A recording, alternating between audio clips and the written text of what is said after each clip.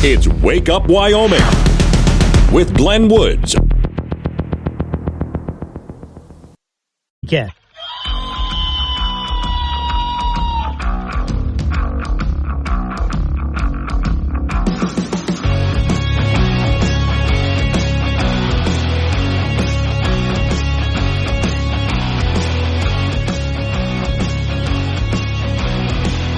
.06 the time. It's Wake Up Wyoming. Quick update on the fires. It's good news and bad news. Then we get into something that'll keep you talking all day long.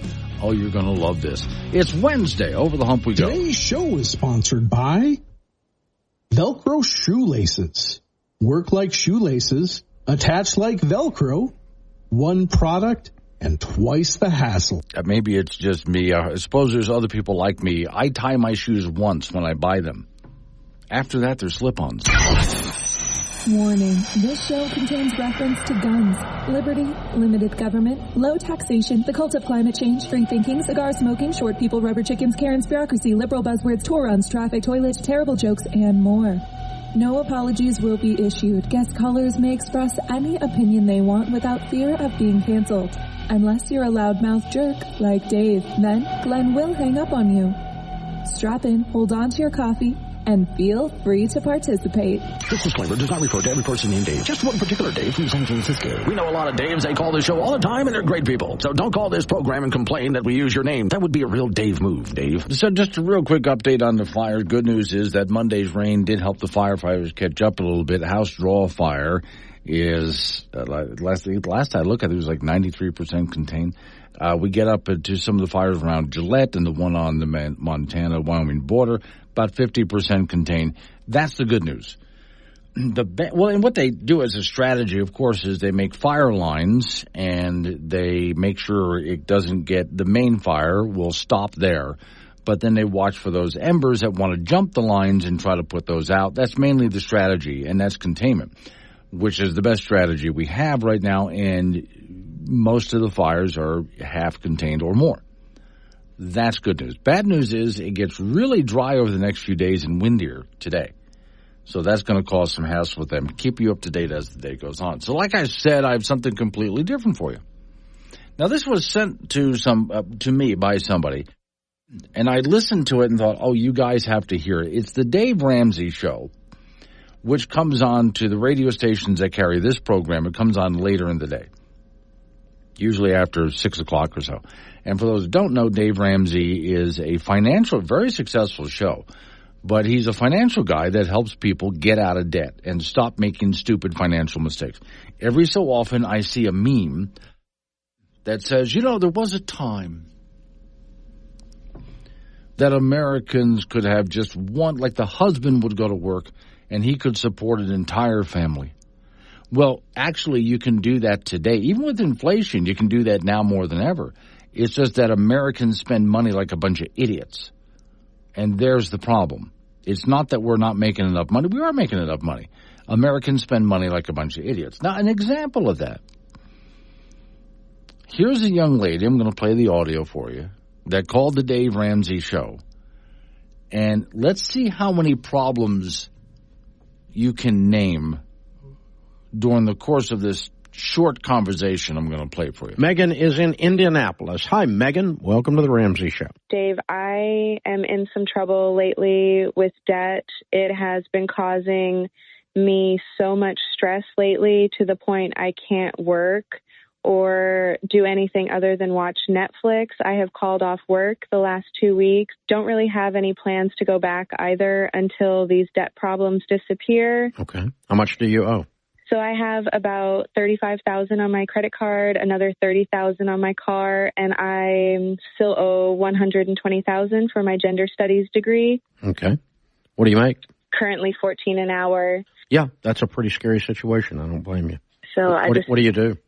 So I couldn't get a job with my gender studies degree, so I currently just work at Target. Bull crap. Especially as broke as you are, Megan. Oh, my gosh. Yeah. You can't keep digging a hole and then gripe about the hole. Okay, so, yeah, I know you heard the gender study degree thing, but hang on, let's go through this here. The first thing I heard, and I'm going to offer it up in the order that she gave it. The first thing I heard there is she's in so much debt is causing a lot of stress. Okay, I get it. That's causing her to stay home and just watch Netflix until the problem goes away. Is that a strategy that's going to work? She's going to watch Netflix until the problem goes away. No, the problem is she needs to get out there and work. Now, she's got 30-some thousand on her credit card. She owes 30-some thousand on a car. Now, as Dave Ramsey has often said, if you have to do payments on a car, you can't afford the car.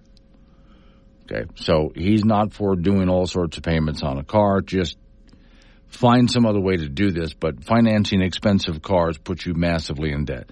So $30-some thousand in a car, $30-some thousand in a credit card. And working where she is working, that's not going to do anything. Okay, working one of the big box stores doesn't do anything. But then here comes the next problem. $120-some thousand in debt. And she, for a gender study degree, did she stop? I guess she didn't stop and think.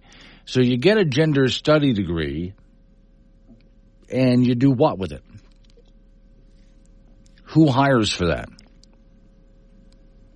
The only thing I can think of is if there's a college teaching that as a course, she can, maybe if she's qualified through the degree, teach the course on gender studies. Other than that, what does a gender studies degree do? Where can you go?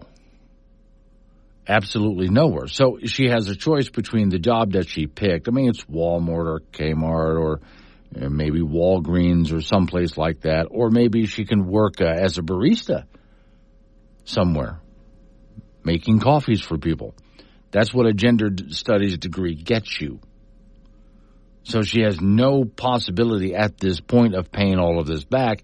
And again, getting so stressed about it to the point that all she's doing is sitting around watching Netflix until the problem goes away. That's what she said. There's absolutely no way this problem is going to go away. This is what I mean by Americans spend money like a bunch of idiots, and then they wonder why they're so broke. If we spent money, if we thought about things the way our grandparents did and spent money as frugally as they did, we'd be much better off. But we don't. And it's not just her, it's even her parents. Take a look at the size of homes people buy, the types of vehicles they buy. Every single bedroom has to have a television, everybody has to have a computer, everybody has to have a cell phone. What happened to the days of, it's 2 parents and 4 kids and there's only 2 bedrooms in the house and they have 1 car?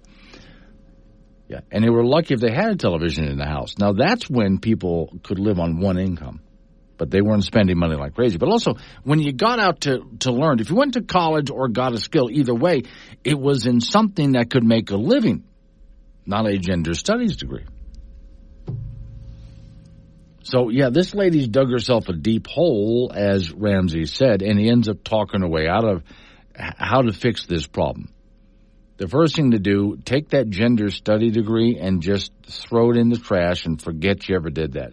In fact, don't ever even tell anybody what your degree is in. It's just embarrassing and not worth it. Not even worth it. Now, what can you do to go get a skill? Then you can start working your way out of this problem. Which is why I also like to point out when I see someone who goes to a trade school and they get a job in a trade, and yeah, you probably see them driving around in some old vehicle like an old pickup truck or something like that, and they don't spend a whole lot of money. And they have a job that pays really well because it's a skill, and it's in something that people actually need. I'm a plumber, I'm an electrician, whatever it might be. Someone who earns good, I'm a mechanic. It's something that people actually need, and they can make good money doing it. So the young lady who went out and got the gender studies degree probably thought at the time when she was given her degree, look at me, I got this degree, I am so smart. Is she, though? I don't see anything smart about that at all. She's made a lot of really dumb decisions here. You can call her dumb, I could call her dumb, or maybe just naive, however you want to play it. She's not going to fix this until she decides that, okay, none of this as a strategy works. I need to do something completely different here.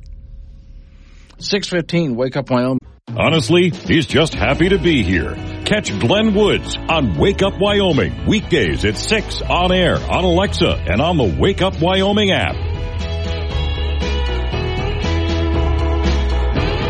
6:22 is the time. It's Wake Up Wyoming. It's a Wednesday. Now, of all the messages I just got, let me read the most important one first. Hey, you in Marbleton says, hey, Glenn, have you seen the video of the YouTuber who makes a tire of rubber chickens on his car? Yes, and that's rubber chicken abuse, and he should be jailed for that. All right, now to the other people who are actually responding to what I just said. If you just joined us, so I played audio, Dave Ramsey's show, which is a financial show that comes on later in the day on the radio stations that carry this program. And a young lady called with the following problems. Over $30,000 on her credit card, has a car payment over $30,000, and has $120,000 in college loan debt. And her degree is in gender studies. And she's working at a big box store and has no idea what to do. So she hasn't shown up for work in 2 weeks, and she's just been watching Netflix because she's just not going to do anything until the problem goes away, which, of course, that's not how you make the problem go away. So my answer to this, first off, let's get into a discussion about it. Let's add up all the problems here, right? Okay, Red and Casper, this can't be real. And it is. This is a real thing that happens to actually a lot of people today. Let's see, Rhiannon Fort Danger. Glenn, that chick is a real-life version of a female social justice warrior. Pretty much, yeah. And you notice, this is why I say we can call her stupid. I'm going to say massively naive. Probably thought she had it all figured out, but massively naive. Ida John in Granite Canyon. Morning, Glenn. And since the government took over student loans, you can't declare bankruptcy on student debt. Nope, that's not a way out for her. She's going to have to pay it off. Although the Biden administration wants to forgive her on that. But I still take a look at it and say, what about her responsibility?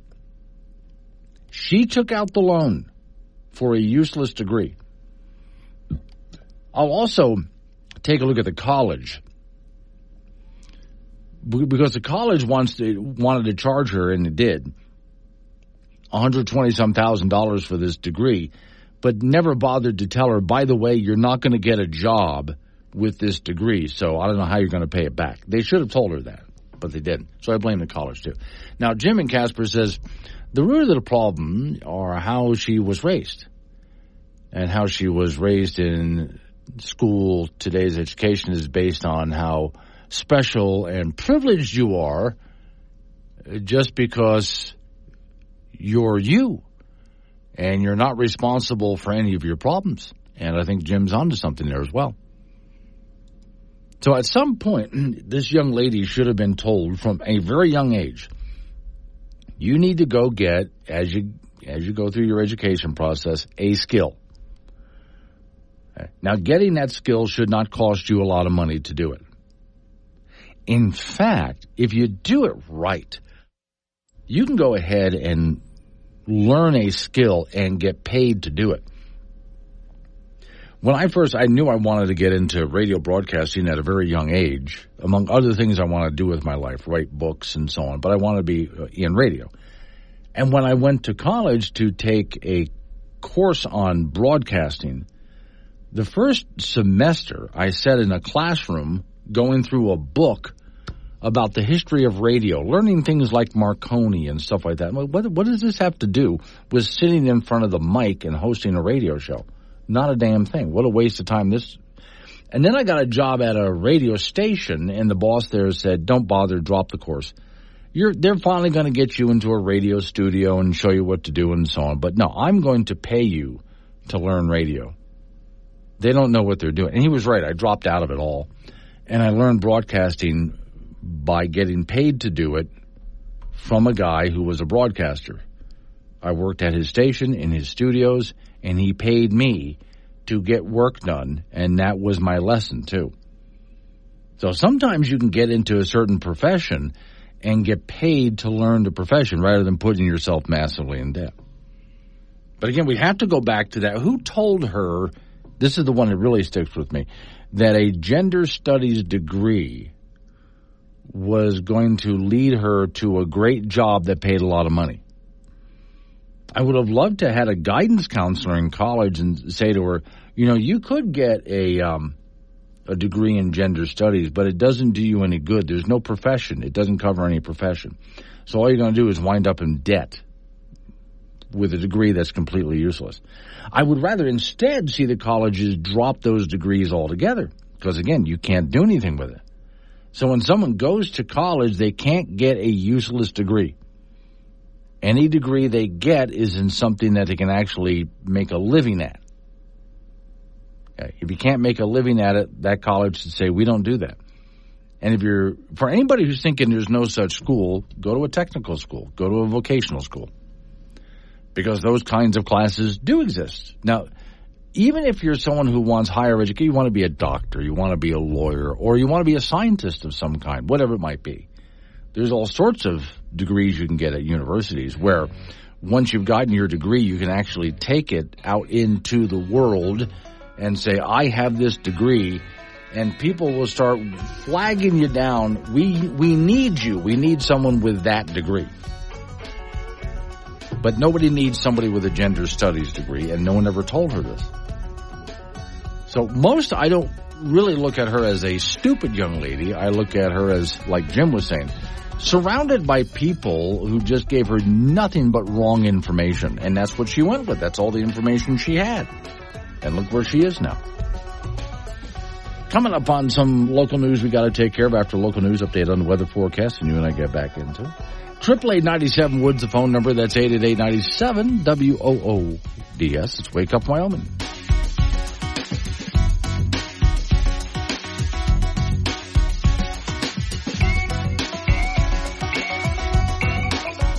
Yeah. Wake Up Wyoming with Glenn Woods. Make your voice heard at 888-97 Woods. This is AM 1030 K2 Radio. Time is 6:36. It's Wake Up Wyoming. It's Wednesday. It's over the hump we go. So, all right, if you just joined me, just got done talking and playing audio from a lady who called the Dave Ramsey Show about her financial troubles. Over $30,000 in credit card debt, card payment over $30,000, and about $120,000 worth of college debt for a degree that's going to be, well, it is completely useless. It's a gender studies degree. Now, on that note, I think the young lady got a lot of bad information throughout her life, and nobody told her, don't run up your credit card. Don't pick up some car payment that you can't possibly afford. And when you go to college, pick what you're going to study as your major carefully. Make sure you can actually use that degree to get a job. Today's question, what's your college major? Gender and pronoun mechanic, podcast management, millennial studies. My major is protest administration, adult content entrepreneurship, vape shop economics. I'm going for bioengineered nutrition, video game streaming operation, biohackology, metaverse architecture, public cancellation policy, therapist assistant, mobile rideshare and food delivery logistics, digital screen behavior psychiatrist. I'm going for digital tipping ethics, dating app programmer. My major is sports betting education, Photoshop and filter engineer. My major is digital political propaganda design. I just switched my major to common sense preservation, alcoholic beverage chemistry, inclusive fashion design. So my major is sex robot technician. Now, that last one, there might actually be a future in that. As the Japanese get better and better with very realistic robots, and of course they're already making the sex robots, it's already happening. So, to be a technician for something like that, and they're going to need repair in all sorts of different ways that I can't talk about on air, but they're going to need all sorts of repair. So that might actually be a worthwhile, out of all the ones that I just heard there, a worthwhile degree of some kind. Now, this goes back to where also I had started this. Every so often I see a meme on social media, and it shows a family. Dad is coming home from work, and there's the wife and the kids, and it says, time was that Americans could live on one income. Well, yeah, and we still can. Here's how you do that. Let's imagine that a couple gets married, and they decide to be the traditional family. She's going to raise the kids. He's going to get a job. Okay. So he needs to go get a job in the trades somewhere, unless he can get a job like a banker or a lawyer or something like that. It doesn't always have to be in the trades, right? But let's say he goes and gets a job as a welder somewhere. That's a good profession that's going to earn him a lot of money. So there he's earning enough money. Now, Don't go buying some massive house with a bedroom for every single kid and everybody gets a television. And as soon as they're old enough to drive, everybody's going to get a car and everybody has a cell phone. And the clothes are just pouring out of the closets and drawers. They're constantly buying new clothes all the time. Do you see where I'm going with all this? Look at all the toys. Open up the garage and there's just massive amounts of toys in there that Dad likes and Mom likes, things from watercraft to winter, four-wheelers and stuff like that. On they go. Vacations and restaurants and et cetera, et cetera. What did our grandparents live like? So if this couple got a small house and the kids can have bunk beds in one room, and let's, we got boys and girls, you'll separate them at some point, but you build an extra bedroom on the house. So one house, 2 bedrooms. That's what the grandparents did. One car. Just one car for the whole family. Probably buy it used, too. Don't buy toys. Every single paycheck is not the next Christmas. Don't buy all sorts of toys. Be very frugal with the money. That's what your grandparents did, or your great-grandparents. And because of that, one person was able to support an entire family, which you can still do today. But it all starts with making sure that people actually are making money in a profession that can make money. You want to go to college, get a degree in something that can make you money. And then when you start to make that money, don't go hog wild in spending more than you have coming in. If you do, you're going to wind up massively in debt. We all know what that looks like. Like that young lady who just called Dave Ramsey, wondering what does she do with all of this debt? $127,000 in student loan debts with a useless degree, over $30,000 in credit card debt, over $30,000 in a car debt. So how does she get herself out of this situation? She needs to go back and rethink everything that she's been told by people that have been giving her advice every step of the way. And just realize that these people have not been giving her good advice on anything.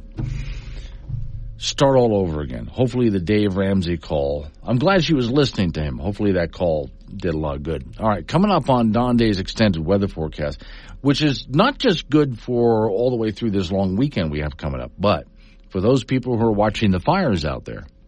642, Wake Up Wyoming. If it's happening in Wyoming, it's on Wake Up Wyoming with Glenn Woods from K2 Radio. Join the conversation at 888-97-WOODS. 6:48 is the time. It's Wake Up Wyoming. Off we go to the icebox. Frank Campino is waiting by. Okay, Frank, here's a long list of poor decisions. Ready? I've made my own. Oh, okay. So I don't need anybody's list of their own poor decisions. I got my own. Well, this is a young lady in New Jersey. Okay. Who decided to. She's at a zoo. Right. Oh, I saw that. She was trying to entice the tiger. Yes. And then before that, she was enticing the bear. Well, she just wanted to pet the animals. She's an idiot. Yeah, well, okay. So you jump the fence to play with the tiger through the fence, and the fence and the tiger didn't like that very much. Right, yeah. See, there's a reason here, and maybe no one ever told her this. There's a reason they put fences between us and them. I think they did. They put her in the pokey. I would hope so, yeah. But there's another problem. If she's in prison or in jail, she's also on the wrong side of the fence. Well, no, she's not. No, she is on the right side. No. Because people who are in jail are on the other side of the fence to keep them away from us because they're dangerous. Just like we fence in the tiger because the tiger's dangerous, and we fence in the bear because the bear is dangerous. We put people in jail because they're dangerous. You don't want to be in the same pen with the tiger, the bear, or the guy in jail. They're all going to harm you. I've never read from the. Yeah. What was she thinking? She wasn't. That's the thing. There's no thinking. Well, okay, I'll go out on a limb here on this one. She saw a tiger and thought, "Oh, was you cute little tiger? Oh, it's not a little tiger." Yeah, and so she's always seen videos online of people hugging and playing with these big cats, and so she decided she wanted some of that action, not realizing again we put up these big barriers for a reason. They're dangerous animals. Yes. Now, if they arrested her, she's in jail right now. She should be really feeling lucky that that's all that happened to her, because the tiger again went after her. Somebody needs to have a talk with her. The animal will kill you, and it will hurt the entire time he's doing it. She will suffer more damage from social media. Yes. Than the tiger. Well, there's the next thing, because some radio show in faraway places like Wyoming is going to bring this up, and everybody's going to know about it. Yeah. Okay, there's nowhere to hide. Well, of course. All right, National Football League teams made their roster cuts yesterday to get down to 53 guys prior to the start of the regular season. Laramie native Frank Crum, who played with the Wyoming Cowboys, made the Denver Broncos 53-man roster on the offensive line. How about that? And he was an undrafted free agent after completing his career at UW. With the Cowboys, he started 39 games at right tackle and all 13 games last season at left tackle. 6'7", a lot of speed, is a superb athlete, and making an NFL roster as an undrafted free agent is a big deal. So congratulations to him. Other former Wyoming players were cut yesterday. Tight end Jacob Hollister released by Carolina. Tight end Trayton Wells let go by Cleveland. Running back Xavier Valladay and running back Andrew Peasley released by the New York Jets. And linebacker Easton Gibbs was cut by Seattle. Wyoming Cowboy football team will meet Arizona State to start the season on Saturday night in Tempe. On defense, grad student Shea Suinova will anchor that linebacking core. Casper Native Jordan Bertinoli, a big factor on that defensive line. He's one of the captains this year. And the secondary will start 3 seniors, with Wyatt Eckler looking to be the anchor of that group. Cowboys are 6.5-point underdogs in that game versus ASU. That'll be an 8:30 kickoff on Saturday from Tempe. And we'll have that for you on K2 Radio in Casper and KOWB in Laramie.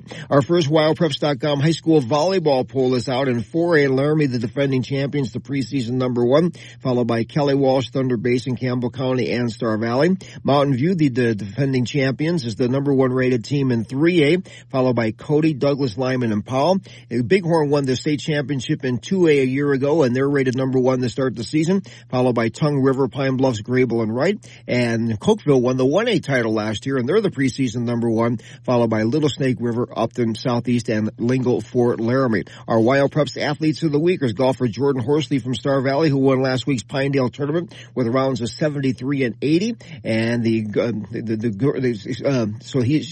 Jordan's the girls' winner. The boys' winner is tennis player Paulo Maluzzo of Laramie, who won unbeaten in #1 singles for the Plainsmen last week. Voting for next week's Wild Preps Athlete of the Week starts on Friday and concludes on Monday. And use the Wild Preps app to cast your ballot. That's it in sports. Is there going to be any advanced practice tailgating for the UW? No, I think if you haven't figured it out by now, don't even bother going. Okay. Well, I thought there was like warm-up tailgating. No, I mean, they figure it out, you know. Yeah, okay. And if you don't know how to tailgate, observe the rest of the people. Say, oh, they've got a barbecue. I think you're missing. They've got a cooler. You're missing the point, Frank. Practice and warm-up tailgating is excuses for more tailgating. Well, that's what they do on Friday, but they get, normally speaking, I'll use Laramie as an example. Yeah. You know, the bars are pretty lively on a Friday night before the game. And then everyone tailgates and goes to the game. And then downtown is deader than a doorknob on Saturday after the game as everyone's toast. Yeah, so if you want to know how to get a bunch of free food out of tailgating, follow Frank around. Oh, it's easy. Piece of cake. Easy. All right. Thank you, Frank. Coming up on some local business. Freeloader that you got to take care of after local business news time. A national local update on the weather forecast. You and I get back into it again. 888-97 Woods, the phone number 888-97 WOODS. It's Wake Up Wyoming.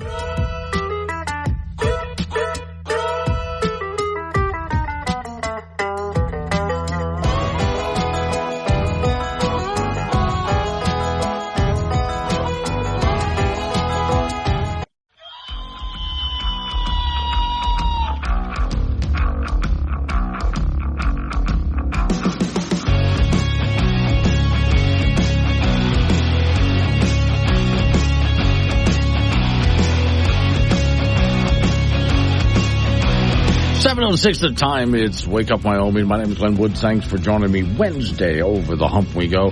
Little more information, fire updates, the good and bad news. And then millions of dollars being sent to, of federal money, being sent to Jackson, Wyoming. Today's show is sponsored by the Moneyless Money Clip. So expensive, you'll have nothing left to put in it. Yeah, which makes it the perfect money clip, doesn't it? Okay. Somebody will rob you just to get your money clip. They won't care about the money that's in it. Okay, now, I want you to imagine, let's go to Jackson Hole, Wyoming. How much money do you think is there? If we were to add up all of the money that people have in Jackson, Wyoming, and I know it's not a joke anymore, it's true, the billionaires are pushing out the millionaires. How much money is there? So why do they need grant money from the federal government on anything? Here's a headline before we get into the story. Cowboy State Daily. Feds send $5.5 million to Wyoming's richest city to build EV charging stations. Okay, now, first we'll get into they have enough money to build their own charging stations, but let's hold off on that for a minute. Back up a little bit. Back when the internal combustion engine was coming around and automobiles started to take over, people saw an opportunity to make money. Big opportunity to make money. And so they started popping gas stations up all over the place. Now, originally, it was a gas station. I hadn't thought about this for many years. Suddenly, one day, it popped in my head what was going on. For those old enough to remember, a gas station would have gas and service. In other words, did your car break down? They would have a garage there. So it was an all about the automobile station. Then over time, though, they figured out that we didn't need that many service stations around, although we do need quite a few. So fewer and fewer service stations that have full service exist anymore. Not to say none, but mostly if you pull up to get gas, there's a convenience store there. So that was making more money. Now, just so you know, the convenience store doesn't make a lot of money off of the gasoline. Very little. The gasoline is mostly there to get you to stop and go into the store. While you're pumping gas, you'll probably walk in and get something.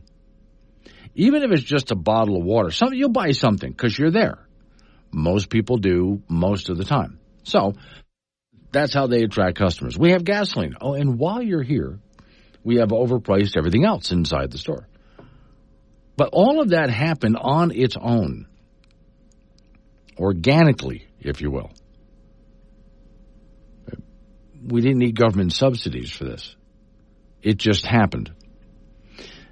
Because the Biden administration wants people driving electric cars, they're trying to dump money into electric infrastructure. Well, not just the electric cars themselves. They subsidize the building of these cars. They give tax breaks to purchase the cars. And then they give also subsidies plus tax breaks for you to buy the car. Okay. So there's tax breaks and subsidies all along the way. Do you get that with the internal combustion engine? Well, no, of course not. And if you want to build, let's say you live in a town, you're looking for a way to make a living, and you see, hey, we could use a gas station in this town. Do you get federal subsidies for that? State subsidies? No, you don't. You just have to go ahead and build it. In fact, in many cases for a gas station, especially there's some places in Colorado that said we don't want any more gas stations here because they want to go all green, as they see it. So some places, a few places around the country are actually trying to get rid of gas stations. But if you want to put up an electric charging station, they will give you money to do it. Now, a while ago in Wyoming all the states were receiving money that the federal government doesn't have through the Biden administration to put in charging stations. And Wyoming received a bunch of money, WYDOT did, and they tried to go around and hand out this money to get people to put up charging stations with almost no success. Nationwide, billions of dollars were spent and very few charging stations were ever put up. Massive waste of money. Here in Wyoming, WYDOT quit trying to get people to buy into this program because it wasn't a good deal. If somebody put up a charging station and in a few years it wasn't operational anymore, then Wyoming would owe that money back to the federal government. That was the deal. And the point that I was making at the time was, look, a business owner who puts up let's say he's incentivized, and so he decides to put up an electric charging station. So he does. But now the charging station is either not making money or breaking even. Now, at some point, everything breaks down. So at some point, the charging station is going to need repairs. If the charging station is either breaking even or not making money, the business owner is not going to bother messing with it because it would be at a loss to mess with it. He's got to make a business decision. If the charging station's making him money, he's going to keep it operational. Don't worry about it. He's making money off it. Why do we have to subsidize this? If there was money to be made, you'd find electric car charging stations popping up all over the place on their own. Let's get back to Jackson Hole. How bad does it really have to be? If anyone has electric cars, it's going to be in Jackson. Now, I've seen electric cars around Wyoming in various places. The state doesn't have many. There's very few people in Wyoming driving electric vehicles of any kind, cars or trucks or whatever. I've seen a few. Right. But if you're going to find where they're mostly concentrated, you've got to go to some place like Jackson. Now, they have enough money there. I'm sure they have home charging stations. They have enough money to do it. But what about charging stations around the rest of town for people who pull into town and they don't have a house there, so they got to charge outside somewhere else? Well, again, people in Jackson being rich, they got rich because they know how to make money. If they saw an opportunity to make more money, they would. And they would already have put up charging stations. Now, there are some in Jackson Hole. Here's the story from Cowboy State Daily. The city of Jackson, Wyoming, which is among the wealthiest in America, has received $5.5 million grant from the federal government. Why do they need a grant? To expand its network of electric vehicle charging stations. No other city in the Cowboy State was mentioned in Tuesday's announcement from the Biden administration. Jackson, along with regional partners, Teton County and Northwest Wyoming, will receive the grant as part of the Infrastructure Investment Jobs Act, $2.5 billion charging station and fueling infrastructure program at a 10% set aside from the National Electric Vehicle Infrastructure Program. Wyoming is lacking EV charging stations, the story says, in one of the busiest areas of Wyoming, especially for Yellowstone National Park and Grand Teton. Nearly 8 million visitors last year. There are 261 electric vehicle charging ports in Wyoming. 55% of the 47,014 chargers nationwide. That's not much, but anyway. Jackson's spokesperson could not immediately comment on the grant issued to his city. The grant is part of a $521 million pool of money the Biden administration awarded government entities across 29 states to build electric charging ports. The state of Wyoming, which also is chasing after funding from the government program, wasn't a recipient of any of that money. While EV registrations in the Cowboy State, the Department of Transportation is slowly, there's a few out there. There's not many charging stations. So, Teton County City is among the wealthiest in the nation. It can afford the price tag of an EV. They can afford electric vehicles, pay cash for it, really. A Tesla, for instance, can be priced at, they're expensive. The lowest one is like $38,900. The highest one is $113,000. And that's, again, remember, that all has government subsidies and so on in it. WYDOT is expected to issue a request for a proposal to help with the federal initiative early 2025. Wyoming is experiencing some EV growth, although it isn't enough to push up its ranking from having the second least number of registered EVs in the United States. And it gets into a little bit. And they wanted some busing. They tried busing there. I still want to know, why would Jackson, of all places, why would they need grant money? Think about how rich Jackson is. Why would you need grant money to put in EV charging stations? Did they get grant money to put in the gas stations in Jackson? I don't think they did. Nor would they need to. It's a money-making opportunity. Let's wake up, Wyoming. In the last 11 years, 115 people died of weightlifting accidents in a gym. In that same 11 years, only one person died of eating a donut. Make good choices, people. Like a strong cup of coffee in the morning. Tasteless, but it'll get you through the day. Wake Up Wyoming with Glenn Woods. 7:21's the time. It's Wake Up Wyoming. I like these next few comments I got here.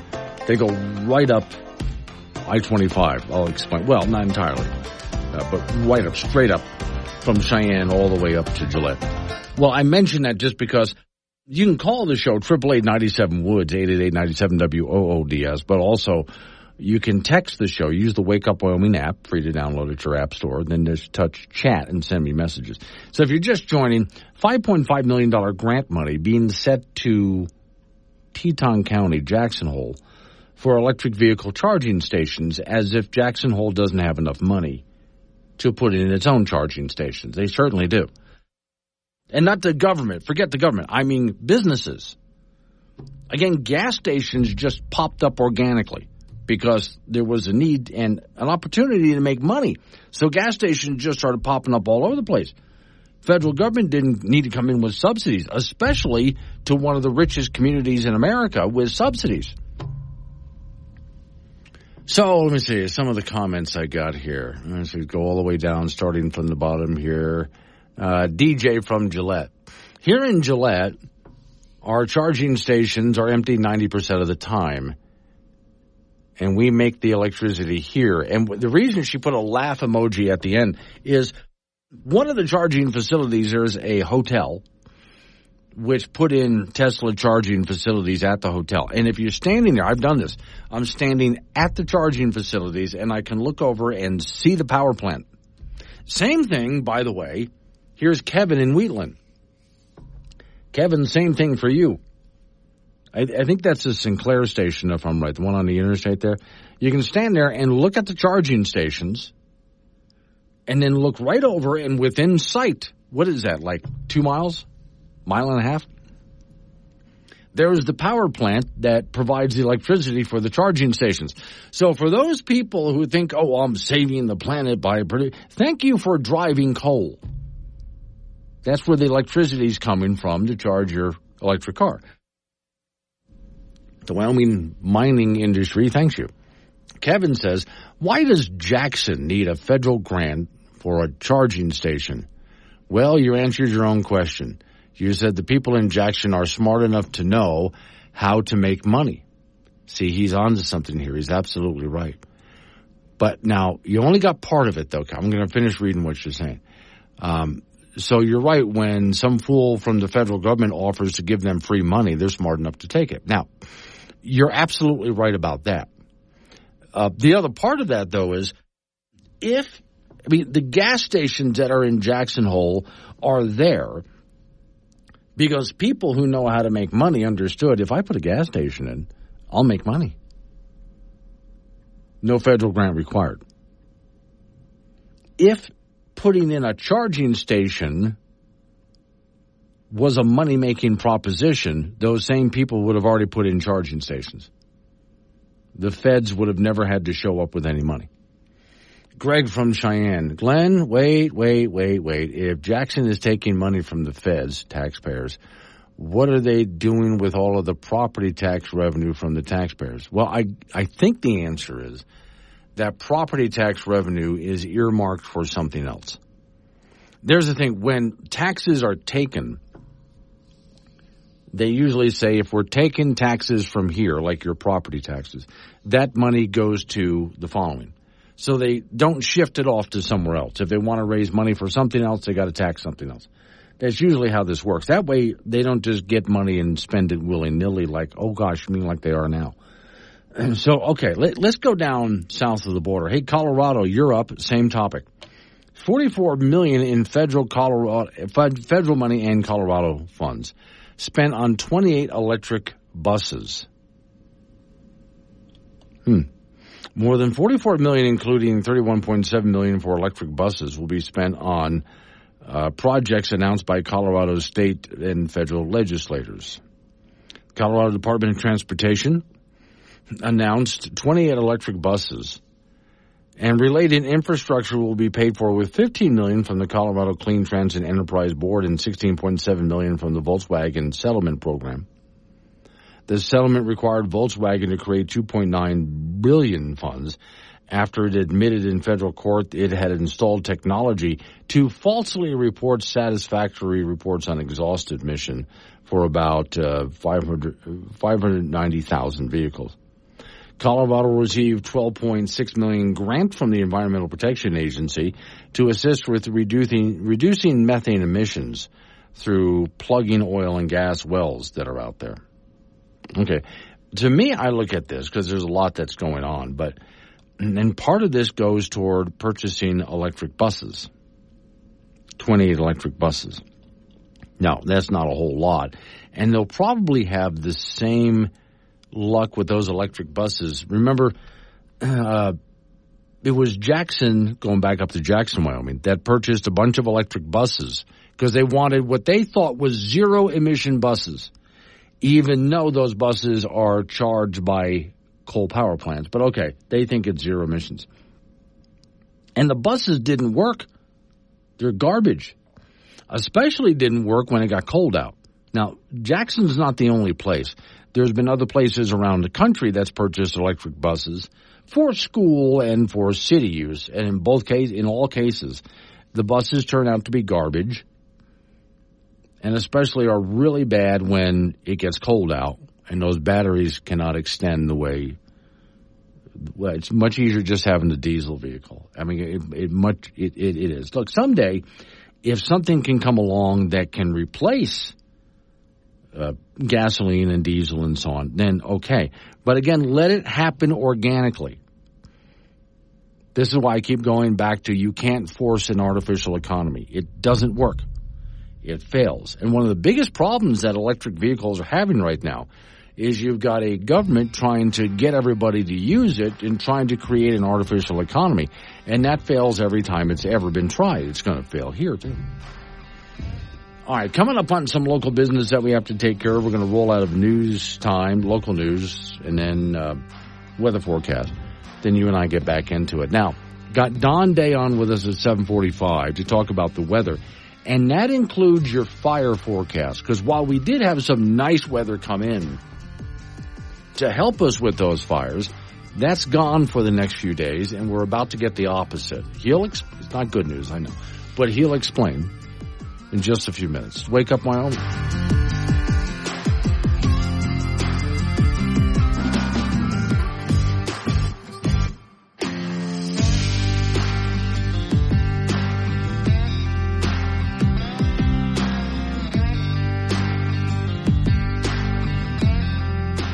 Weekend. This program is intended for immature audiences only. Wake Up Wyoming with Glenn Woods. Weekdays at 6 on air, on Alexa, and 24/7 on the Wake Up Wyoming app. 7:36 the time. It's Wake Up Wyoming. So if you're just joining me, the conversation I got into is Jackson, Wyoming is getting $5.5 million in federal grant money to set up charging stations. And again, if charging stations were worth a damn, they would have just popped up on their own. Because business people saw a way to make a profit with them, you wouldn't need to send federal grant money to one of the richest communities in America. I mean, literally, one of the richest communities in America. So on that note, Jim, who's in Glen Rock, morning, Jim, the Target store in Casper put in some charging stations a few years ago. Yeah, I know the ones you're talking about. We've rarely ever seen a car charging there. Not much return on that investment. Yeah. And my sister in Lake Wales says, much more important than electric car or politics, if you find 2 Christmas ornaments that never got put away and it's almost September, do you get the boxes out or just pretend they're decorations? Okay, now you don't pretend you're decorating early. No, okay, here's her problem. My sister found 2 neat decorations that go on the Christmas tree, but she doesn't want to go get the boxes out and put them away now. That's work. Instead, what you do is you take those little ornaments, and they're just, you know the word tchotchke, right, sister dear? Yeah, it's like people who have one of those glass cabinets that are filled with all sorts of glass animals, and so on there.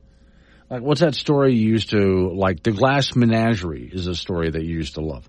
So that's what that is. That's just not Christmas ornaments. They're just little glass decorations you keep around the house that are just going to happen to wind up on your Christmas tree. So find some neat place to display them like you would if you were just buying little glass tchotchke things to put around your house. And then when Christmas comes around, whoops, they wound up on a Christmas tree. There, I just solved your problem. Your brother has the solutions. CW in Cheyenne. Morning, CW. I've heard that not all EVs use the same plug-in setup, i.e. Cadillacs. I don't know. I would think it would be universal, but I have no idea. Interesting. Well, with all of the infrastructure we're supposed to have for electric vehicles, and we still don't have the grid to pull this off, I still go back to your federal government doesn't have the money to pay for all of this. They don't. They honestly don't. And if the people who were trying to do this really were interested in the free market, they would just let whatever happens instead of trying to push you into something that either doesn't work or that you don't want. On that note. So it's 3708, paper plastic. Plastic. That's the magic word. Green police. You picked the wrong day to mess with the ecosystem, plastic boy. Battery! Let's go! Take the house! Come on! Put the rind down! Sir, that's a compost infraction! Did you install these bulbs? Oh. Tragedy strikes tonight where a man has just been arrested for possession of an incandescent light bulb. What do you guys think about plastic bottles now? The water setting is at 105.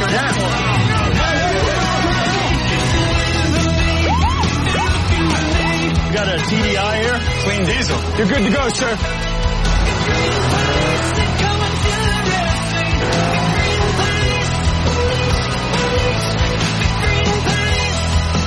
Good afternoon, officers. Are those foam cups you're drinking from? Yeah. Please step out of the car and put them on the hood. So we've heard, I gave you a story a little while ago off the coast of, I want to say it was Virginia. But anyway, it was a huge wind turbine blade, massive thing, that broke free and ended up in pieces washing up on shore. Here's the latest with stories like this. Wind turbines in Missouri seem to be having problems remaining upright. It happened off State Highway 0, is there say Highway 0?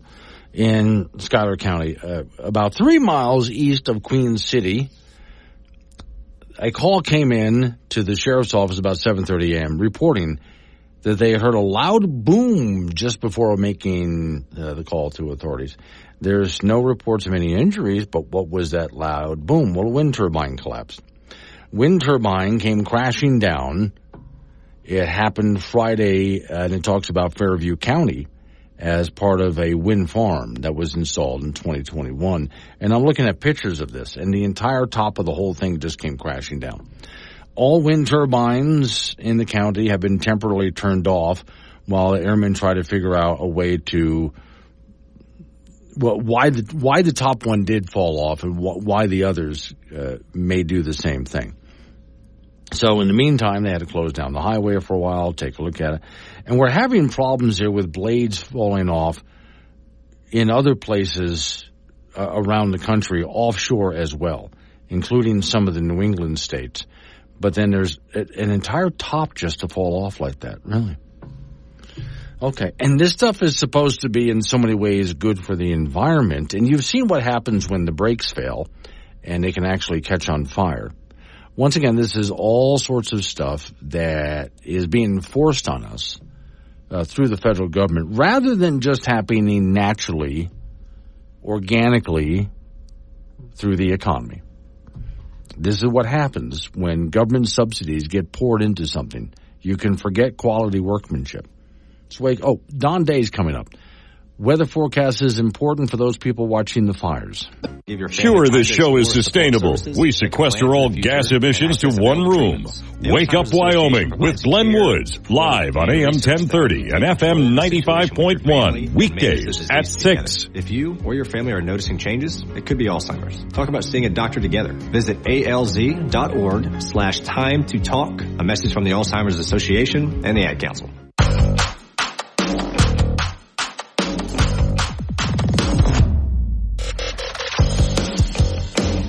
7:46 at the time. Wake Up Wyoming. Off we go to talk to Don Day. Don, there's not a cloud in the sky. I know. Clear blue morning. It's okay. So if you want to go stargazing or try to see the northern lights, which is a possibility on some days here, this would be a good time to do it. I mean, unless you're around a lot of smoke. Yeah, and really, the latest smoke map really is not showing very much right now. Okay, that's good news here. Now, having said that, and good that we had some rain come through on Monday and so on, which helped the fires. However, here comes that wind. Yeah, the wind is going to be a factor today, without a doubt. With very low humidities, those clear skies out there, warm temperatures, we're going to see a pretty southwest wind in many areas of the state today. We have a storm passing just to our north and across northern Montana. And that is always a windy pattern. When those lows go north of us, we get windy around here. The good news, though, is that it's a quick mover, and we'll not see as much wind. It'll still be breezy, but the winds are going to go down as we head into Friday and the weekend. But we also don't see really much in the way of anything significant moisture-wise. It's not to say we could have a renegade isolated shower or thunderstorm, but we really don't see much. Okay. Now we get into the weekend here. Let's back up a little bit. Tomorrow, sudden change of temperature tomorrow, just for a bit. 10, 15 degrees cooler. Yeah. Wow. Temperatures start to creep back up. But tomorrow morning is going to be another one of those cool, crisp mornings out there. We'll see a lot of upper 30s and low 40s in some spots. Okay. And I know you've been working on a really nice weekend. I think it looks to me very seasonal. Looks great right now. Like I said, the thunderstorm chance is there, especially Sunday and Monday, but I don't think enough to ruin anybody's outdoor plans. All right. Thank you, Don. Don Day with day weather. So, okay, he's working on it for you anyway to make sure you have a nice weekend. And, yeah, the wind might be a factor today. Off we go to the ice box to talk to Frank Gambino. Frank, I've got just the perfect story for you from Florida with a Florida man. A Florida man does something... Yes. Well, so a man walks into a liquor store. Okay. With an alligator. No recollection of that happening at all. At all. This store sells some good liquor. I drank a lot of it that night. The viral video shows Robbie Stratton running through a convenience store with an alligator in his hands. He takes the animal in the beer fridge as well. I don't even remember coming up here. We asked Stratton where the alligator came from. No clue. No clue. I literally came to the store and he was in the back of the truck. They told me what I did was stupid and I'll be facing some charges here soon and probably go to jail, probably not. We'll see. He says he regrets his decision, and he's been in contact with the FWC. So the gator's just big enough for him to pick up, and he's running around the store. So evidently it's illegal to bring alligators in liquor stores in Florida. Yeah. No, I've been in liquor stores in Florida, and I've never seen the alligator. No, so what you do is you you leave the gator outside, go and get your liquor, come back out and enjoy it with the gator. So the gator just jumped in the back of the truck. No. Randomly. Or he brought it from home. He put the truck in the gator in the truck. There's no way the gator is getting up into the truck. But he can pick up the gator. And it's not a big gator. I mean, it's big enough for him to pick up and run around with. Not a little baby either. But no, it wound up in the truck because he put it there. But he was so drunk he didn't remember doing it. His best line in that whole thing? Yeah. I'll probably go to jail. Yeah. I probably won't go to jail. Yeah, that's right. This should be a life-changing moment. The moment when somebody turns and says, okay, I want you to watch this video. This is you, so drunk you don't remember. And you picked up a gator and went running around a liquor store. Now, is this, when you were a young man and you were picturing who you were going to be as an adult, is this what you pictured? Not really. Maybe the gator had inside knowledge on what the best beer was. That could be, yeah. And the fact that he ran into the beer cooler, that is a gator that gators don't like cold. They're reptilian. Oh, yeah. The beer room is... It's really cold. Really? No, so you want to stay outside with the gator in the nice Florida heat because that's what gators like. And to my knowledge, in fact, let me back up a minute, Frank. What do you think the gator was thinking during all of this? He's like, I don't want to be here. Yeah, why am I here? Why am I carrying not me in the around? water? What's I'm that not a pet. Yeah, so what did I do to deserve Why this? didn't the gator just bite the guy? Yeah. All righty, the National Football League teams made their roster cuts yesterday to get down to 53 guys prior to the beginning of the regular season. Laramie native Frank Crum made the Denver Broncos 53-man roster on the offensive line. He was an undrafted free agent after completing his college career at Wyoming. With the Cowboys, he started 39 games at right tackle and all 13 games last season at left tackle. He's 6'7", he's got speed, he's a superb athlete, and making the NFL roster as an undrafted free agent is a big deal, so congrats to him. Other former Wyoming Cowboy players were cut yesterday. Tight end Jacob Hollister released by Carolina. Tight end Trayton Welch let go by Cleveland. Running back Xavier Valladay and quarterback Andrew Peasley were released by the New York Jets. And linebacker Easton Gibbs was cut by Seattle. Wyoming Cowboy football team will meet Arizona State to start the season on Saturday night in Tempe. On defense, grad student Shane Suinoa will anchor that linebacking core. Casper native Jordan Bertinoli will be a big factor on the defensive line and also was named a captain for the Pokes this season. The secondary will start 3 seniors with Wyatt Eckler looking to anchor that group. Cowboys are 6.5-point underdogs in the game versus ASU, and that will be an 8:30 kickoff on Saturday from Tempe. We'll have that for you on K2 Radio in Casper and KOWB in Laramie. Our first WyoPreps.com high school volleyball poll is out in Class 4A. Defending champion Laramie, the preseason number 1. Kelly Walsh 2, Thunder Basin 3, Campbell County 4, and Star Valley 5. In 3A, defending champion Mountain View, the preseason number 1, followed by Cody, Douglas, Lyman, and Powell. In 2A, the defending champions there are Bighorn, and they're rated number 1 to start the season. Tongue River, Pine Bluffs, and Grable and Wright are the 4 following teams after that. And Cokeville is the preseason number 1 in Class 1A, followed by Little Snake River, Upton, Southeast, and Lingo Fort, Laramie. Our WyoPreps athletes of the week this week is golfer Jordan Horsley of Star Valley for the ladies, who won last week's Pinedale tournament with rounds of 73 and 80. Boys winner was tennis player Paulo Melizo of Laramie, who was unbeaten last week in the number 1 single spot for the Plainsmen. Voting for next week's WyoPreps Athlete of the Week starts Friday, concludes Monday. And use the WyoPreps app to cast your ballot. So everybody gets to get involved in the voting. You can, matter of fact, maybe be able to vote twice. Who knows? Oh, okay. Well, that's not fair. Well, it's been done before in various, locales. You got kids in there, you vote for your kid, I guess. Well, yeah, and then your friends vote for you, and your fellow student athletes vote for you, and your principal votes for you, and the person who works in the cafeteria is going to vote for you, and the bus driver is going to vote for you. No, the bus driver hates me. Well, no, they hated you. Oh, yeah, maybe these kids sat in the bus and just didn't make any waves. I guess the moral of the story is don't get your bus driver manager. Well, no, because they can, take the long way home. You know what I'm saying? Yeah, you end up walking, and you don't want to walk in Wyoming. It's too far. That's way too far. I don't know where you're going. It's too far. Yeah. All right, thank you, Frank. Let's see, my sister on the gator story. If it's a little gator, it's thinking, where's mommy? Well, it's not a little bit. It took 2 arms to carry the gator. So big enough for an adult male to pick up in 2 arms and run around a liquor store. That's how big the gator was.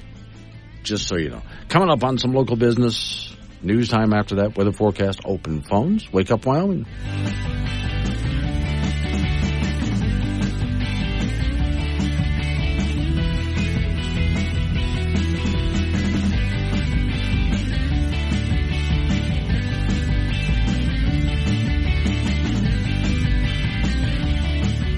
Okay.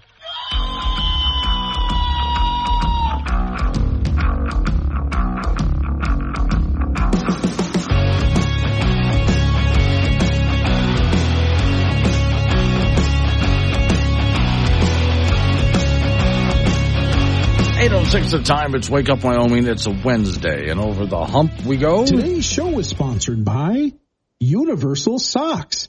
They'll fit either foot. No more days of wearing 2 left socks. Which is just awkward. It's worse than putting on 2 left shoes. Off we go to talk to our guest for this segment, which is Ryan Taylor. He's a spokesperson for the Coalition to Preserve American Jobs. Morning, Ryan. Good morning. How are you? It's great to be with you. As a Rollins guy, I'm really glad to be with you. Oh, you're from Rollins originally? Yes, sir. Wow. Yes, sir. How long you been out of state? 20 years now, but 20 years now. Still in Carbon County. We still haven't gotten anywhere near 1 million people. The population is about the same. I figured. Not as much as a chance. So, okay, you want to talk about the employee retention credit, and there's a problem with that. But before we get into it, for those who don't know, what is the employee retention credit? Yeah, so this is a payroll tax credit that was created by Congress right in the aftermath of Hurricane Katrina about 20 years ago. And what it promises is employers, job creators are able to keep their employees on the payroll in times of national crises, huge disasters, so that people don't lose their jobs. And they're able to apply for this tax credit and get paid back. So what happened, obviously, at the beginning of COVID, the payroll protection program, if you remember that, the PPP gets a lot of the press. But Congress also enacted this other, reinstituted the employee retention credit as a way to help small businesses keep their employees on the rolls. Okay, now there seems like the way you explain this, there's a difference because the PEP, which I always get that mixed up, get a little dyslexic, is where they borrowed a bunch of money and printed a bunch of money and were giving it away. But what it sounds like you're talking about is a tax credit where basically they get to deduct something from their taxes to make up the difference. You got it. That's exactly right. Couldn't have said it better myself. Yep. Yeah. Now, I appreciate something like that more because that's money that these businesses already earned. We're just allowing them to keep it so they can keep their employees. So what's been the problem? So the problem is this. The IRS, everyone's favorite government agency, of course, has been bumbling this entire process for quite some time now. Small businesses, the way the law was written, small businesses have had 5 years to file their claims from 2020 until 2025. And like I mentioned before, PPP gets all of the attention, and the awareness about this employee retention credit has really just kind of entered people's minds in the last year and a half, 2 years. And so you've got until April 2025 to file these claims. Well, what the IRS has done, very curiously, is focusing on trying to get rid of waste, fraud, and abuse, so fraudulent claims. And we're all for that. I represent the Coalition to Preserve American Jobs, and we're for getting rid of waste, fraud, and abuse in every government program, including this one. But what they've done is let languish 180,000 to 300,000 legitimate claims. So they're issuing a whole bunch of denial letters to some bad actors, in which I might add there are 1.4 million claims overall, and they've issued 28,000 denial letters, many of which they shouldn't have sent a denial letter for. They were actually legitimate claims too. So from top to bottom, the IRS is moving at a snail's pace.